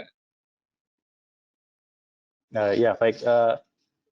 Sebenarnya kalau masalah terkoneksi atau tidak itu kan tinggal dibuatkan istilahnya apa ya? Saya kurang paham untuk masuk bahasa menyambungkannya ke web dinas. Jadi memang kalau untuk yang web portal tadi itu berdiri sendiri. Kita masih karena basicnya kita masih pakai apa istilahnya Mas Eko? Single use ya? Single use apa itu? Ya, jadi kita masih pakai server di Esri, sehingga portal yang ada di kita itu masih cantolannya di Esri. Jadi kalau misalnya kalaupun nanti web dinas mau disambungkan langsung ke web portal itu juga bisa. Sebenarnya tidak ada masalah sih seperti itu. Tinggal mekanisme pengaturan webnya. Ya. Mungkin itu Mas Eko. Mungkin sedikit saya coba menambahkan dari apa yang disampaikan Pak Bobi. Web portal atau portal JS yang dimiliki oleh user Esri, baik itu based on ArcGIS Online ataupun ArcGIS Server Enterprise nantinya, itu sebenarnya sangat-sangat bisa untuk kita koneksikan dengan website pemerintah daerah. Jadi memang secara mesin itu akan berdiri sendiri. Jadi memiliki sebuah tampilan interface sendiri, namun ketika ingin dikoneksikan dengan website pemerintah daerah ataupun website dari dinas tersebut itu sangat-sangat memungkinkan sekali. Jadi karena mungkin istilah lebih ke istilah IT-nya nanti. Jadi dan ini sudah pernah atau sudah banyak sekali yang dilakukan. Jadi Bapak Ibu bisa melihat seperti contoh beberapa portal JS atau web portal JIS-nya kementerian dan lembaga itu banyak sekali yang sudah terkoneksi juga antara WebGIS dengan website dari kementerian tersebut. Mungkin itu sedikit tambahannya yang disampaikan Pak Bobi. Jadi walaupun based on Argol dalam artian RJS Online ataupun nanti RJS Enterprise sama-sama tetap bisa. Jadi mungkin kalau Mas Bobi, kalau saya boleh memberikan saran juga, mungkin bisa dikomunikasikan dengan teman-teman Dinas Kominfo, Pak Bobi, di DPKP Kabupaten Pasuruan. Siap. Ya. Nah, ini masih banyak sekali pertanyaan yang lainnya, jadi waktu kita juga masih cukup lumayan panjang, karena sampai jam 12. Ini ada pertanyaan dari Pak Jody Mahendra, ini kepada Pak Bobi juga. Jadi, wah ini banyak sekali pertanyaannya kepada Pak Bobi ini. Kayaknya memang menarik sekali apa yang disampaikan oleh Pak Bobi ini. Jadi, dari Pak Jody menanyakan, selamat siang, bagaimana cara masyarakat mengetahui data geospasial di Kabupaten Pasuruan? Jadi, apakah mungkin ada barcode yang disebar di beberapa tempat atau hanya buka web dinas saja? Nah, kemudian dari Bapak Risnandar, sama, jadi untuk Pak Bobi juga, data RTLH Kabupaten Pasuruan hanya berasal dari usulan desa atau kelurahan saja. Apakah ada juga untuk alokasi bagi masyarakat miskin atau MPR yang bersumber dari data terpadu atau BDT? Ini ya rata-rata memang masih terkait masalah RTLH-nya Pak Bobi nih, banyak sekali pertanyaannya. Mungkin 2 itu dulu Pak Bobi yang bisa dijawab. Ya, terima kasih Mas Wahyu. Tadi dari Pak Jody ya, bagaimana mengetahui data geospasial di Kabupaten Pasuruan. Sebenarnya kalau masalah barcode dan lain-lain itu juga sangat bisa ya. Tinggal nanti linknya di link portalnya itu apa, dimasukkan ke aplikasi barcode mungkin itu juga bisa. Untuk rencana ke depan di Kabupaten Pasuruan mungkin rencana kita seperti pertanyaan sebelumnya kita akan masukkan itu di web dinas. Istilahnya kan kalau web dinas secara pemerintahan kan resmi informasi dari dinas, jadi tidak berdiri sendiri dan apapun yang ditampilkan di web dinas itu kan pasti datangnya dari pemerintahan sendiri. Jadi mungkin kedepannya seperti itu, Mas Eko. Mas Wahyu ya. Lalu untuk yang dari Bapak Risnandar tadi ya. Iya.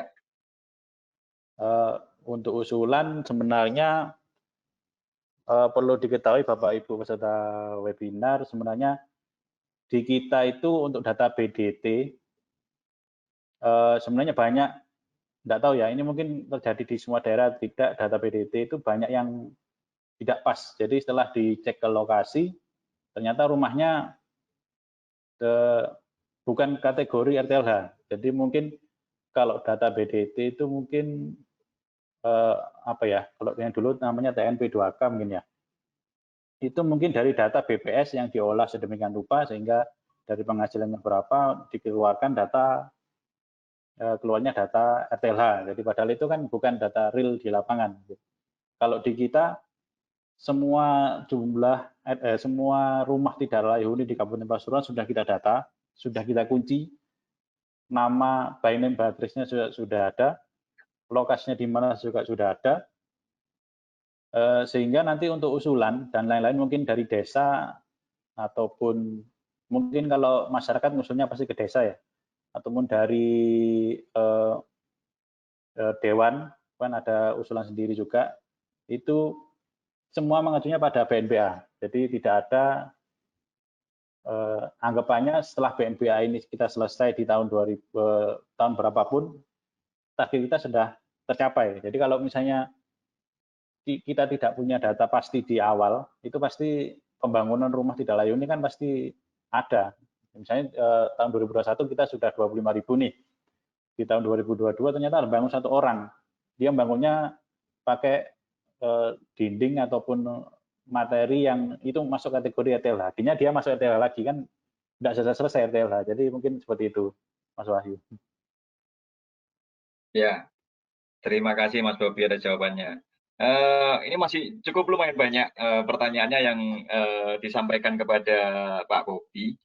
Jadi ada beberapa pertanyaan lagi, termasuk nanti mungkin di akhir ini ada pertanyaan yang cukup menarik juga.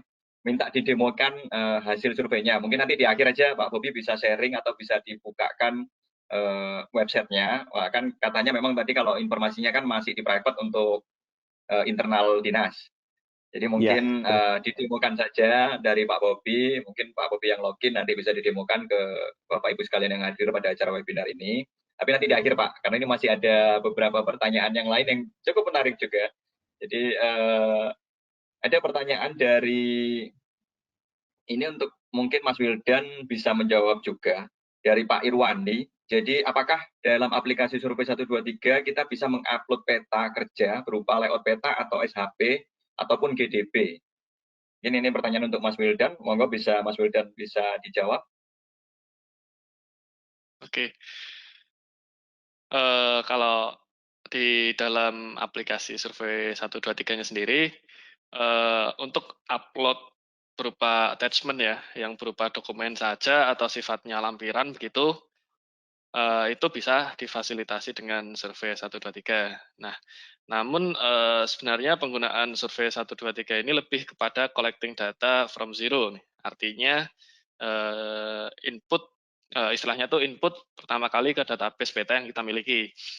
Nah, jika ingin melakukan upload ya atau publishing peta kerja yang ditanyakan tadi ya, peta kerja atau layout peta yang formatnya shapefile atau file geodatabase begitu, itu bisa langsung menggunakan ArcGIS Desktop saja begitu, baik itu ArcMap maupun ArcGIS Pro. Nah, itu yang ArcGIS Desktop-nya yang telah terkoneksi nih dengan portal ArcGIS online gitu. Jadi jika sekedar ingin melakukan view layout peta atau layer yang kita miliki, itu juga bisa juga menggunakan web app atau WebGIS yang kita develop terlebih dahulu nih, menggunakan tools yang ada di Web App Builder namanya, kalau Bapak Ibu sekalian pernah akses di ArcGIS Online, Web App Builder yang juga tersedia dan terintegrasi menjadi satu di portal ArcGIS. Kurang lebih seperti itu Mas Wahyu, semoga menjawab ya. Oke, ya terima kasih Mas Wildan atas jawabannya dan semoga bisa memberikan sedikit gambaran kepada penanya. Nah ini ada beberapa lagi untuk Pak Bobi, jadi karena waktunya masih cukup lumayan panjang, jadi kita masih bisa berdiskusi. Ini karena memang menarik sekali nih dengan apa yang disampaikan oleh Pak Bobi. Ini ada pertanyaan dari Pak Fendi Haryanto untuk Pak Bobi. Jadi bagaimana mempersingkat survei 123 yang konvensional menjadi automatically by NIP. Kemudian ada juga dari Bapak IKD Puspa Sugiharta. Jadi Pak Bobi sangat menarik terapannya di bidang perumahan. Pertanyaannya, bagaimana cara melakukan filtering? Apakah data itu sesuai atau tidak? Dan bagaimana cara updatingnya di dalam survei 123? Jadi, monggo Pak Bobi ada dua pertanyaan itu, mungkin bisa dijawab dulu. Ya, pertanyaan pertama dari Pak Fendi ya Mas? Pak Fendi Haryanto, ya. Bagaimana mempersingkat survei 123 yang konvensional menjadi automatic binding? Sebenarnya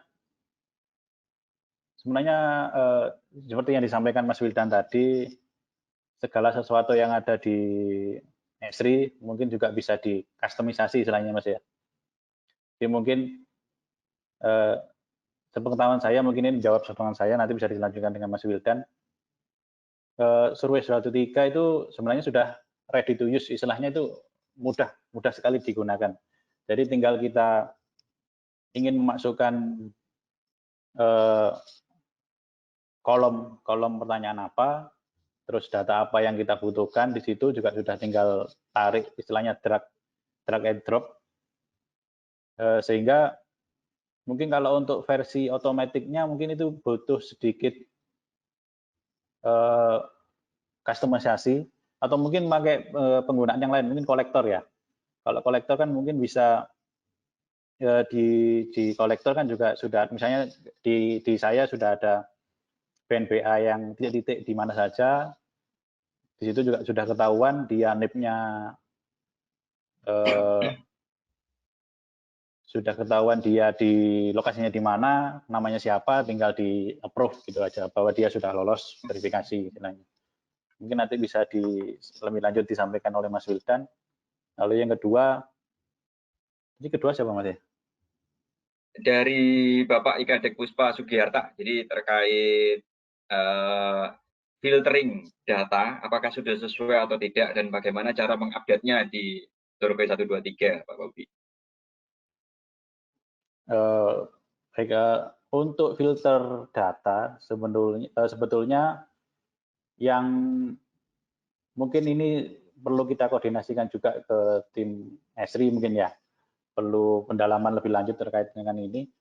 Sebenarnya kita juga ada masalah filtering. Jadi istilahnya karena istilahnya saya membelinya kan satu akun, misalnya satu akun yang dia bisa memproses atau menghapus semua, bukan semua, misalnya menambahkan, menghapus ataupun mengedit data.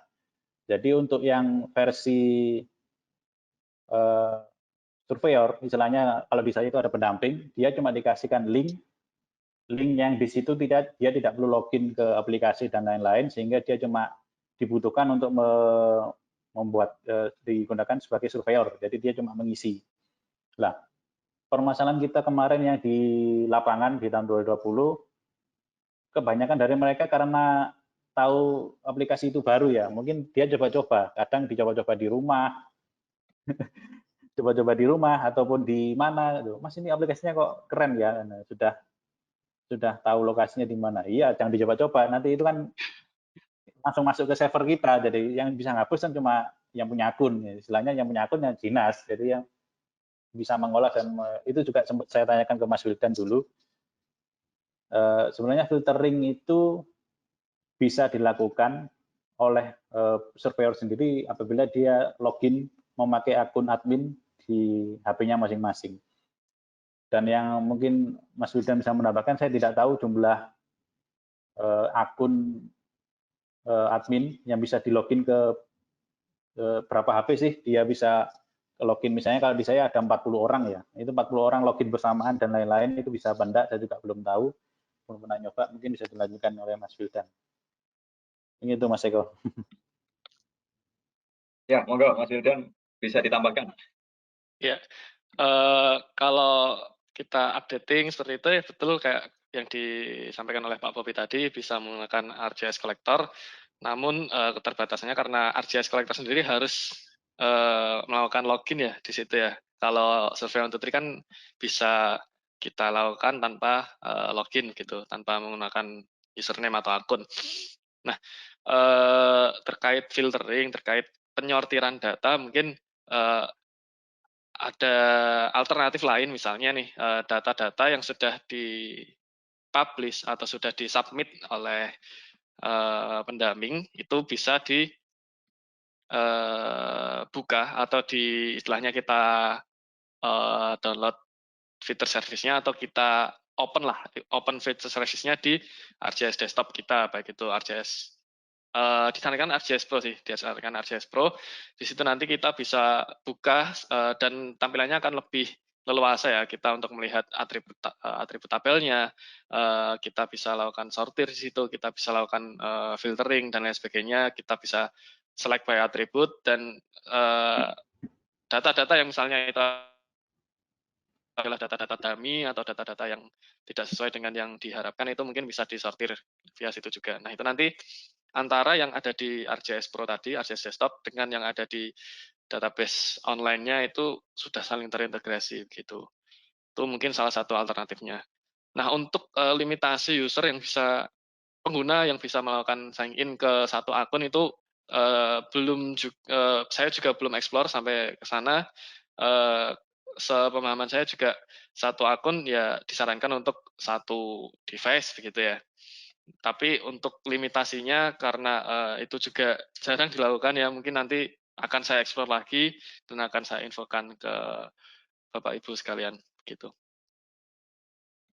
Ya, terima kasih Mas Wildan atas tambahannya. Mungkin saya sedikit menambahkan juga, jadi terkait bagaimana sih agar karena tadi Pak Bobi juga sempat cerita aplikasi ini atau linknya dicoba-coba oleh para pendamping. Nah, sebenarnya ada hal yang menarik juga dari aplikasi Survei 123 ini Pak Bobi. Jadi Bapak Ibu sekalian yang menggunakan survei 123 ini nanti bisa mengatur kapan survei itu bisa dilakukan. Jadi istilahnya bisa di setting time-nya Pak Bobi. Nah, jadi itu salah satu juga upaya untuk mengurangi penggunaan yang istilahnya coba-coba tadi Pak Bobi. Jadi surveinya bisa di-set mulai dari hari apa sampai hari apa. Di luar itu benar-benar tidak bisa diakses survei tersebut atau aplikasi tersebut. Itu mungkin salah satu juga bisa. Nah, ini dari Pak Fendi tadi ternyata ada revisi juga, bukan NIP, maksudnya adalah NIK. Nah, kalau saya boleh mereview dari pertanyaannya Pak Fendi ini, mungkin yang dimaksud adalah automatically-nya ini ketika mungkin bisa terkoneksi dengan database kependudukan di Indonesia mungkin Pak Bobi. Jadi ketika sudah memasukkan NIK kependudukan tersebut, secara otomatis datanya juga akan terinput di dalam form yang Pak Bobi buat. Nah, kalau saya boleh menjawab sedikit Pak Fendi, ini sangat mungkin bisa dilakukan juga, namun perlu customisasi. Jadi kalau secara langsung itu dibuat di survei 123, agaknya mungkin terlalu berat, karena memang butuh scripting, jadi masih butuh di custom lagi. Nah, nanti seperti yang Mas Wildan juga tadi bilang, hal ini mungkin bisa dilakukan di RJS for developer, mungkin bisa juga, ya Mas Wildan ya, untuk customisasi di automatically yang menggunakan data NIK tadi. Dan kalau sepengalaman saya ketika ini juga harus diintegrasikan dengan data tersebut, istilahnya berarti kan harus ada DB atau database di luar daripada database Esri. Nah, ini sejauh ini kalau memang itu dilakukan di RJS online masih belum bisa. Jadi memang itu harus dilakukan di RJS Enterprise. Kalau memang ingin melakukan integrasi dengan database yang dari luar. Mungkin itu sedikit tambahannya. Nah, ada 2 pertanyaan lagi. Ini tinggal 2 pertanyaan yang belum saya sampaikan, termasuk 3 yang di akhir nanti Pak Bobi mohon juga mendemokan. Jadi ini ada pertanyaan dari Ibu Erma Fitriarini. Terima kasih sharingnya Pak Bobi. Dari pemerintah apakah juga ada sosialisasi ke masyarakat sehingga masyarakat umum juga bisa membantu dan memanfaatkan data yang ditampilkan sebagai langkah monitoring yang melibatkan partisipasi masyarakat. Terima kasih. Kemudian ada juga dari Bapak Ragung Yantosa. Ini semangat pagi. Ini mungkin buat Mas Wildan juga. Bagaimana gambaran saat ini mengenai koordinasi keterlibatan dinas terkait pembuatan master plan sebuah kawasan permukiman dan pertimbangan atau indikator pemilihan rumah vertikal pada potensi lahan olah yang semakin sempit. Nah, monggo mungkin Mas Bobi, Pak Bobi dulu bisa dijawab. Ya, terima kasih Mas Wahyu. Tadi pertanyaan dari Bu Erma ya. Ya. Bu Erma menanyakan masalah partisipasi masyarakat. Ya, benar. Sebenarnya memang perlu saya sampaikan memang itu target kita selanjutnya. Jadi kan seperti yang saya sampaikan tadi, data kita baru terbentuk 2020. Itu juga tahapannya lumayan panjang, dari tahun 2017 sampai 2020 gitu kita mendata 25 ribuan rumah tidak layak huni Kabupaten Pasuruan, baru selesai di tahun 2020. Dan rencananya akan kita buatkan mungkin SK semacam SK Bupati, sehingga nanti untuk sosialisasi ataupun pemanfaatan data yang sudah kita buat, itu mungkin nanti kita akan sosialisasi ke masing-masing kecamatan maupun desa, karena pada saat proses pembangunan pun kita pasti akan keliling ke masing-masing kecamatan dan desa untuk memverifikasi nama-nama ini, kondisinya di sana gimana, dan apakah sudah sesuai apa tidak untuk mendapatkan bantuan RTLH. Jadi mungkin itu Mas Wahyu. Jadi sebenarnya ya sudah ada wacana seperti itu. Nanti karena mungkin ada sistem yang kita sekarang, mungkin nanti akan kita sampaikan pada saat sosialisasi menggunakan portal yang sudah kita buat, bahwa nanti di kecamatan ini, di desa Bapak ini ada nama-nama ini, sehingga nanti tinggal pilih nih. Gitu. Ternyata dari data desa ini ada, oh saya mengusulkan atas nama A, B, dan C. Di data kita juga sudah ada A, B, dan C, tinggal itu di-approve, lalu kita lakukan verifikasi lapangan. Mungkin untuk kedepannya versi digitalisasinya mungkin seperti itu. Lalu untuk yang kedua, tadi itu apa ya? Dari Bapak Ragum Yantosa, ya.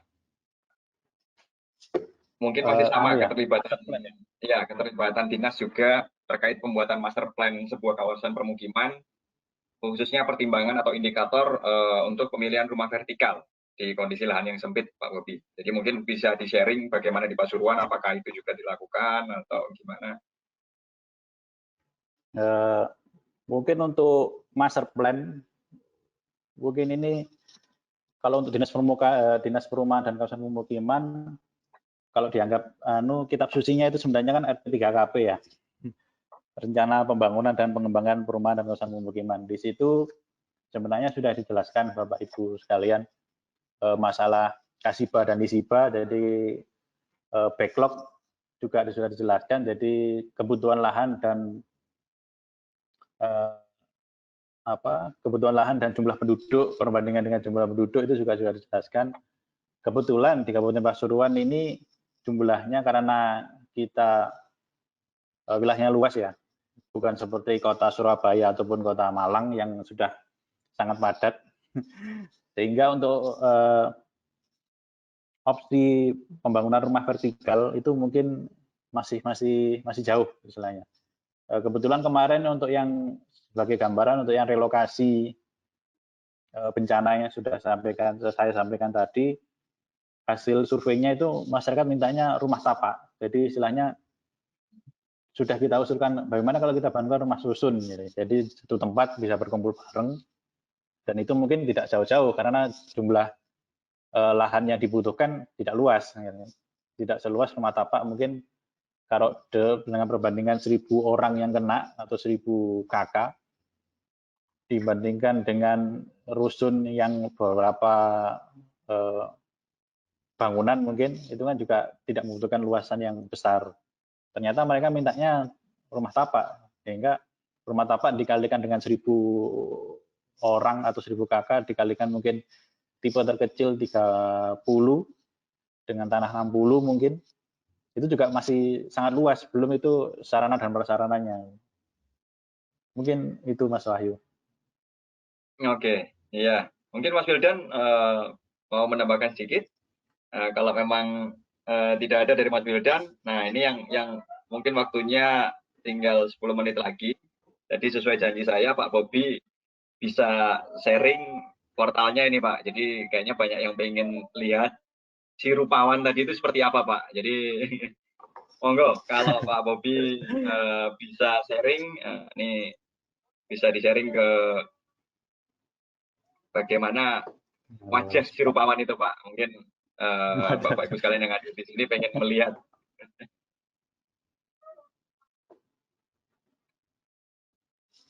Sebentar.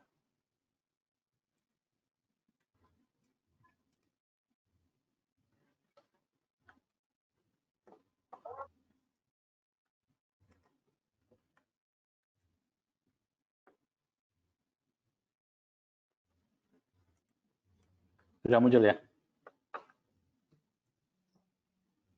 Sudah muncul, Pak Bobi. Monggo, mungkin sedikit dijelaskan isinya bagaimana. Sebenarnya si Rupawan ini muncul karena jumlah, bukan jumlah. Jadi istilahnya data kita itu sudah sangat banyak lah istilahnya. Jadi kalau setiap pendataan mungkin berjalan dan bangunan itu datanya ribuan. Jadi ada SHP itu yang isinya sampai puluhan ribu mungkin jumlah bangunan dan lain-lain. Dan di situ juga ada nama, isinya nama dan lain-lain, sangat kompleks lah. Kenapa kita mencoba kita buatkan portal? Karena untuk memberitahu ke masyarakat ataupun ke instansi lain itu, ini loh yang sudah kita kerjakan. Kita sudah banyak mengerjakan berbagai macam data, mungkin data teknis ya istilahnya ini. Jadi coba saya contohkan untuk yang peta bangunan bencana. Ini masih keluar ya Mas Wahyu? Keluar, Pak Bobi. Ya.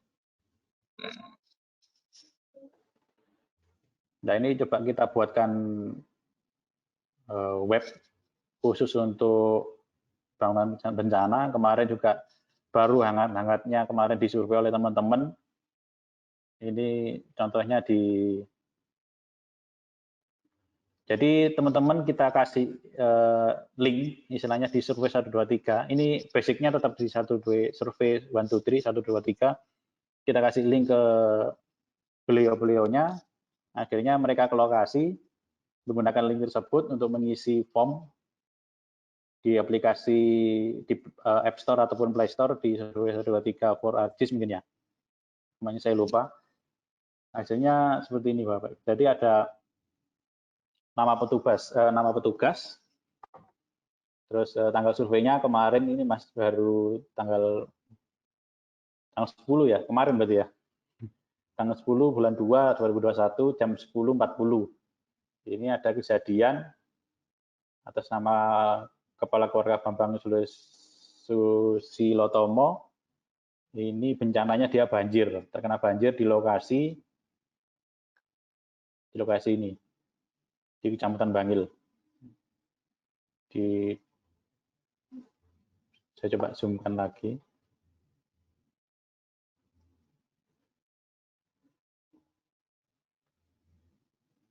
Ini mohon maaf Bapak Ibu, internetnya sedikit loading.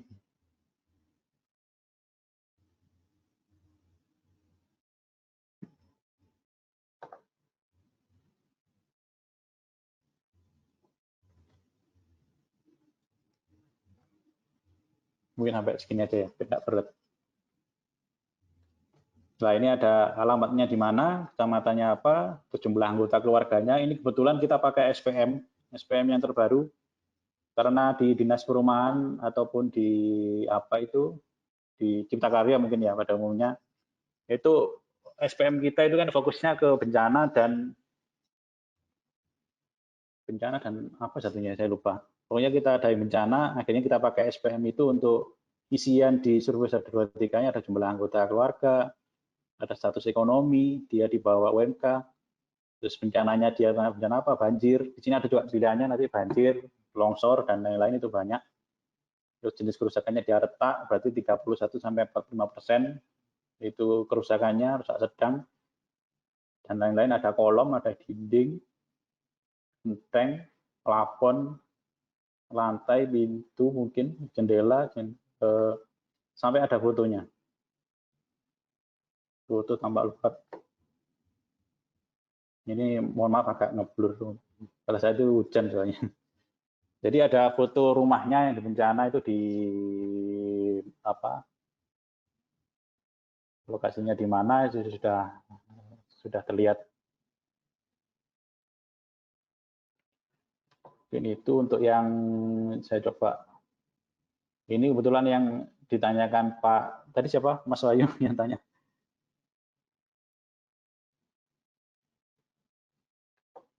Untuk yang demo ya Pak Bobi ya?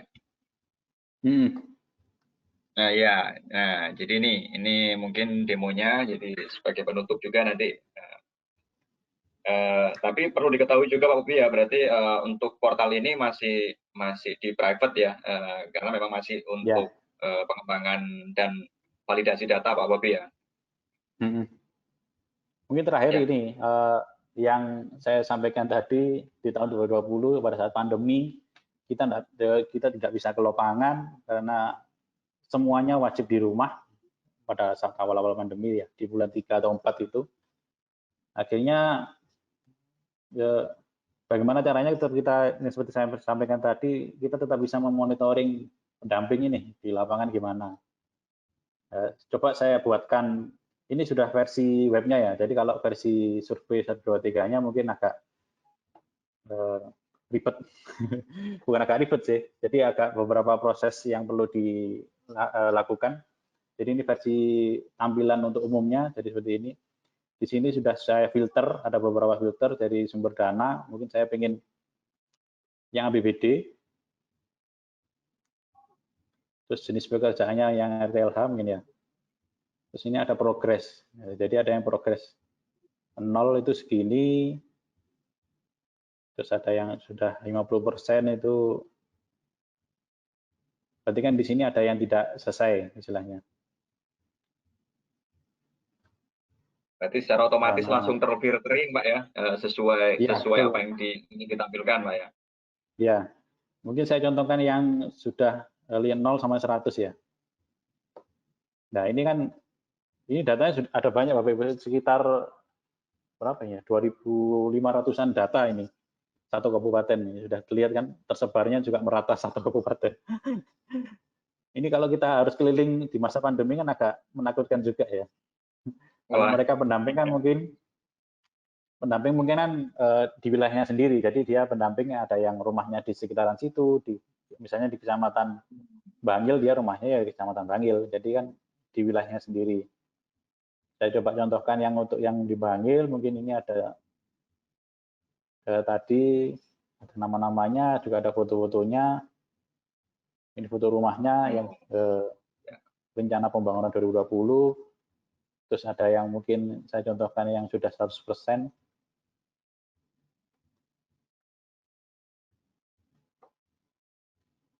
Ini soalnya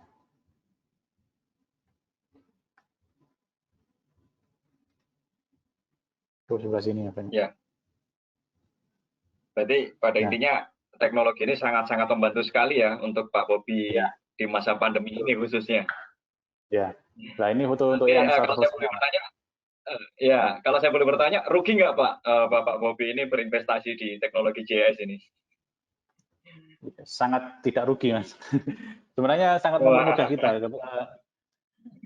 Kalau di pemerintahan kan mungkin, terutama Pak Bobi. Ya, betul. Untuk yang ke lapangan dan lain-lain kan sangat dibutuhkan sih sebenarnya.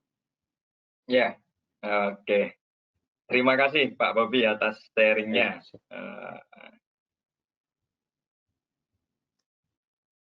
Jadi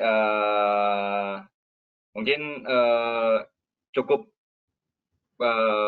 karena waktunya sudah mau jam 12, jadi terima kasih sekali lagi saya sampaikan kepada Pak Bobi atas sharingnya, kemudian kepada Mas Wildan juga atas sharing pengetahuan teknologinya. Dan mungkin buat Bapak Ibu sekalian, jika ada masih pertanyaan yang sekiranya belum bisa dijawab karena keterbatasan waktu, tadi cukup banyak yang dibahas. Memang sebenarnya lebih kepada sharingnya Pak Bobi tadi, karena memang menarik sekali apa yang disampaikan oleh Pak Bobi tadi. Nah, sebelum saya akhiri, ini adalah barcode atau link untuk Bapak Ibu mendapatkan sertifikat. Jadi silakan di-scan barcode-nya atau bisa dikunjungi linknya. Namun bagi Bapak Ibu yang tidak sempat nanti untuk scan barcode ini ataupun mengunjungi link ini, nanti dari kami tim Esri Indonesia akan mengirimkan di email Bapak Ibu sekalian. Namun link tersebut hanya berlaku sampai nanti sore. Jadi mohon untuk segera dibuka kalau memang tidak sempat untuk scan barcode untuk sertifikatnya. Nah, kemudian kembali saya ingatkan, Bapak Ibu benar-benar bisa mengunjungi juga portal kami di onemap.id untuk bisa mendapatkan berbagai macam informasi, termasuk solusi dan juga ketika ingin berdiskusi lebih lanjut bagaimana teknologi JS ini dapat membantu Bapak Ibu sekalian di berbagai sektor. Jadi di onemap.id banyak sekali beberapa solusi-solusi yang bisa dilihat. Kami sangat terbuka untuk berdiskusi, bisa melalui email onemap.id@esriindonesia.co.id. Dan jangan lupa juga seri webinar selanjutnya bisa dilihat juga di esriindonesia.co.id/event/kalender. Di sini Bapak Ibu bisa melihat seri webinar selanjutnya di Esri Indonesia. Akhir kata dari saya selaku moderator, jika ada salah kata yang saya sampaikan, saya mohon maaf, dan sekali lagi saya ucapkan terima kasih kepada Pak Bobi atas partisipasinya, atas sharing apa yang sudah dikerjakan di DPKP Kabupaten Pasuruan. Semoga apa yang dilakukan oleh Pak Bobi, apa yang disampaikan Pak Bobi mampu menginspirasi teman-teman sekalian yang lainnya dalam pemanfaatan ataupun penggunaan teknologi GIS ini. Dan dari Mas Wildan juga, terima kasih juga atas sharing ilmunya, update teknologinya terkait penggunaan teknologi GIS, khususnya di sektor perumahan dan permukiman. Semoga kita semua sehat selalu dan akhir kata saya akhiri. Assalamualaikum warahmatullahi wabarakatuh. Terima kasih Pak Bobi, Mas Waalaikumsalam. Wildan. Terima kasih. Assalamualaikum. Terima kasih, Mas. Ya.